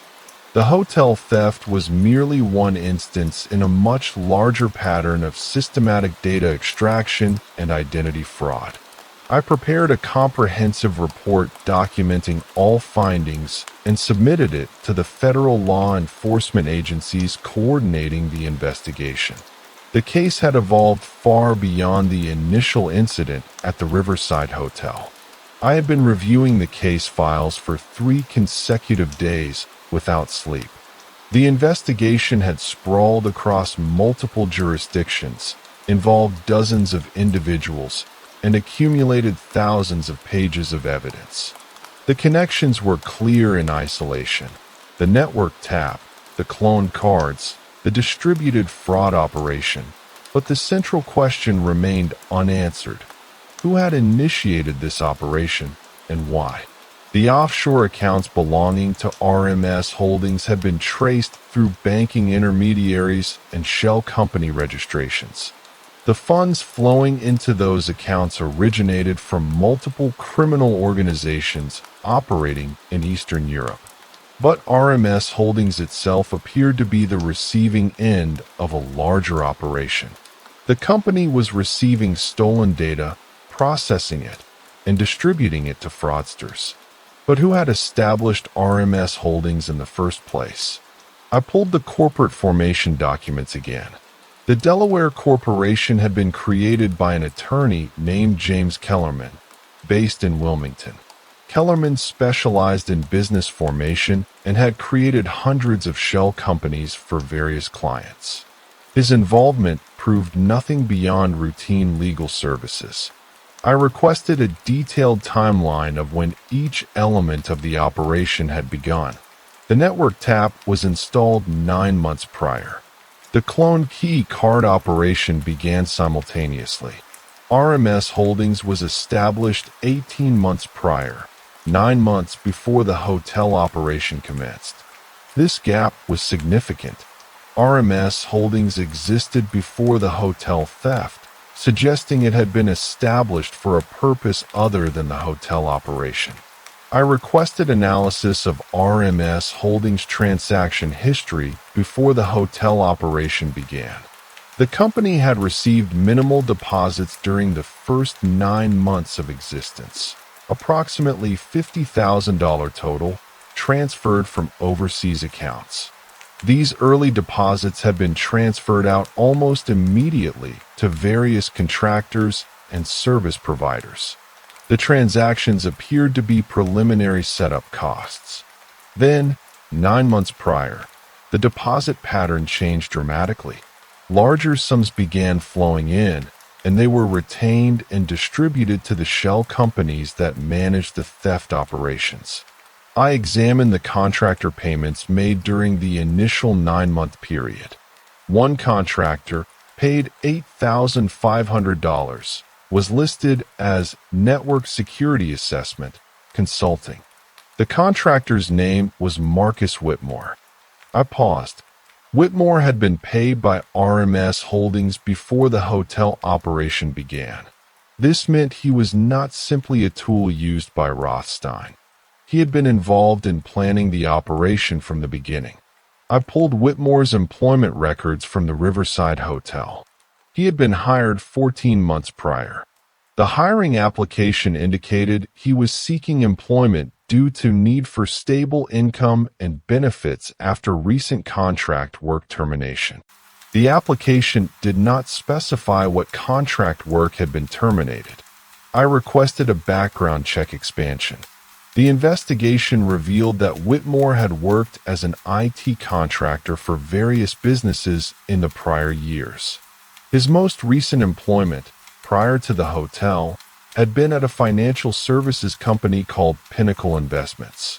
He had worked there as a network technician for 3 years, from 8 years prior to 14 months prior. He had left that position suddenly, with no notice provided, and had not returned to the field until securing the housekeeping position at the hotel.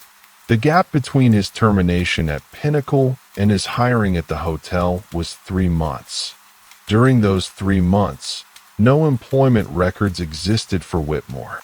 However, the timing corresponded exactly with the establishment of RMS Holdings. I requested detailed information about Pinnacle Investments. The company managed investment portfolios for high-net-worth individuals and institutional clients.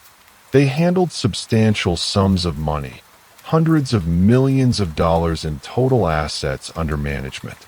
The company had experienced a significant security breach 8 years prior, when a network technician had attempted to steal client account information. I pulled the incident report for that breach. The technician's name was Marcus Whitmore. He had been caught attempting to download client account numbers and transaction histories. He had been terminated immediately and prosecuted.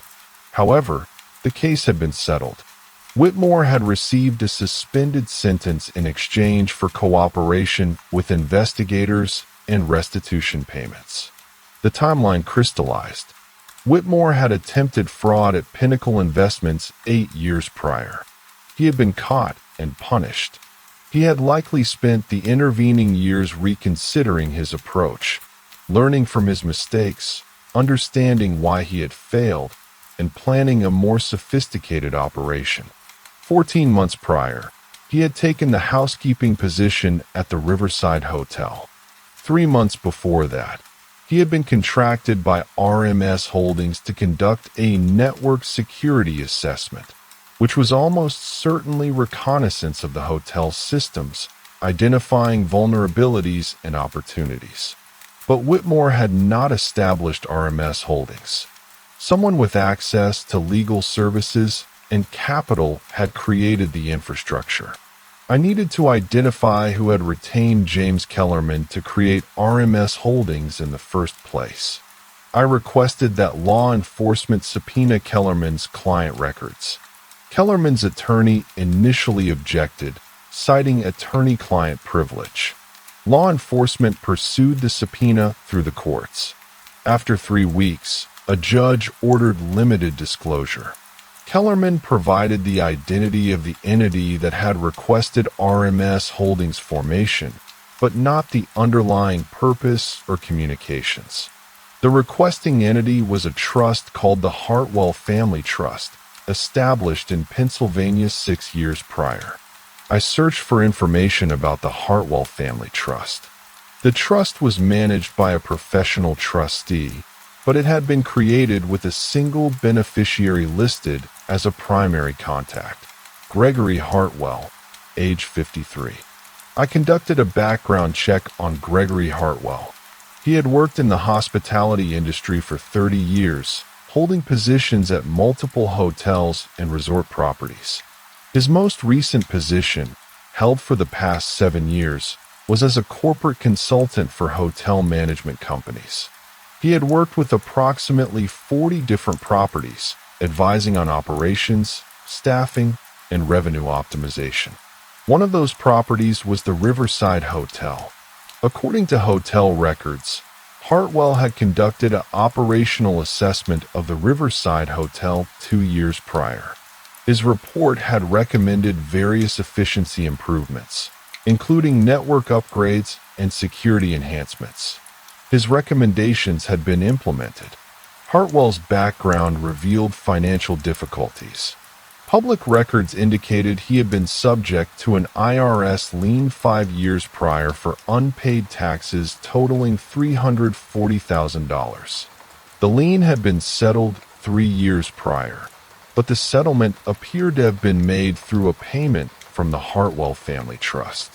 Additionally, I found records indicating that Hartwell had been in default on a mortgage loan 6 years prior, with the property facing foreclosure. The foreclosure had been avoided when the trust had paid off the outstanding balance. The picture emerged. Hartwell had faced financial crisis approximately 6 years prior. He had created a family trust to manage assets and had used it to resolve his financial obligations. Approximately 18 months prior, when the trust had enough accumulated resources, he had established RMS Holdings through attorney Kellerman. 9 months after that, the hotel operation had commenced. But how was Hartwell connected to Rothstein? And how had he established contact with Whitmore? I reviewed Hartwell's employment history more carefully. His consulting work had brought him into contact with numerous hotel properties. One of those properties was the Grandview Hotel, located in the same city as Rothstein's office suite. Hartwell had worked as a consultant for the Grandview Hotel 3 years prior. The Grandview Hotel's management records indicated that Hartwell had worked directly with the hotel's IT director during his engagement. The IT director's name was Victor Rothstein. The connection was established. Hartwell had met Rothstein while consulting at the Grandview Hotel 3 years prior. Hartwell, facing financial difficulties and aware of Rothstein's technical expertise in data systems, had proposed the fraud operation. Hartwell had the knowledge of hotel operations and the ability to identify targets. Rothstein had the technical skills to extract data. Together, they had recruited Whitmore, who had relevant network security experience and prior motivation to engage in fraud. I pulled Hartwell's phone records. Subpoenaed communications showed regular contact between Hartwell and Rothstein, with the frequency increasing significantly 18 months prior. The calls coincided with the establishment of RMS Holdings. I examined Hartwell's bank accounts. Despite his prior financial difficulties, His personal accounts showed minimal activity. However, he had received substantial transfers from the Hartwell family trust over the past 18 months, regular monthly payments of $25,000 deposited directly into his checking account. The trust was being used to launder proceeds from the fraud operation. I reviewed the trust documents more carefully. The trust had been established with an initial contribution of $500,000, documented as a personal asset transfer. The source of this initial capital was listed as family inheritance. However, investigation of Hartwell's family history revealed no inheritance of that magnitude during the relevant time frame. The $500,000 appeared to have been sourced through undisclosed means, possibly embezzled from his consulting clients or obtained through previous fraudulent activities. I traced Hartwell's consulting engagements over the previous decade. He had worked with approximately 40 hotel properties. I requested that law enforcement contact each of those properties and inquire about any unusual data security incidents or guest complaints regarding fraud or theft. 16 properties reported suspicious activity. Guests claiming fraudulent accounts opened in their names after staying at the hotels during periods when Hartwell had been conducting consulting work. The pattern extended beyond the Riverside Hotel. Hartwell had been conducting this operation at multiple properties over several years. The Riverside Hotel operation was not the first. It was simply the one that had generated sufficient complaint to trigger investigation. I reviewed the dates when Hartwell had been consulting at each property. The fraudulent complaints from guests corresponded exactly to the dates of his consulting engagements. He had been identifying vulnerabilities, establishing relationships with on-site staff, and then recruiting operatives to execute the thefts and data extraction. The motive was clear now. Hartwell had faced financial ruin. He had realized that his legitimate consulting income would never be sufficient to restore his financial position. He had conceived of a systematic fraud operation that could be deployed at multiple hotel properties, generating continuous income through stolen guest data and identity fraud. He had recruited Rothstein as the technical mastermind, someone with the skills to establish the infrastructure and manage the data processing. He had recruited Whitmore as the on-site operative, someone with both hotel access and IT expertise. He had recruited Corbin as the facilitator, someone with management authority who could authorize system changes and overlook suspicious activity. The operation had generated hundreds of thousands of dollars in proceeds. The funds had been distributed through shell companies and offshore accounts, with Hartwell receiving regular payments from the trust. He had solved his financial crisis through systematic, distributed fraud that targeted hundreds of innocent individuals across multiple jurisdictions. I completed a final report documenting the connection. I identified Gregory Hartwell as the architect and primary beneficiary of the fraud operation. I documented his financial motivation, the debt crisis that had preceded the establishment of the trust, and the subsequent fraud infrastructure. I traced his contact with Rothstein, his recruitment of Whitmore, and his management of operations across multiple hotel properties. I filed the report with the FBI and state law enforcement. I requested that law enforcement execute a warrant to apprehend Gregory Hartwell for fraud, conspiracy, identity theft, and money laundering. The warrant was approved and executed the following morning. The case that had begun with a guest reporting $180 missing from a hotel room had evolved into a comprehensive investigation of an international fraud network involving dozens of conspirators and thousands of victims. The resolution was not dramatic. No chases, no confrontations. Hartwell was arrested at his residence while reviewing emails on his computer. He was read his rights, processed, and held pending trial. The quiet accumulation of facts had led to clarity. The paper trail, a phone record, a trust document, a consulting engagement date, had connected the threads. The case would proceed through the legal system, but the investigation was complete. The truth had been established through methodical documentation of evidence and logical deduction.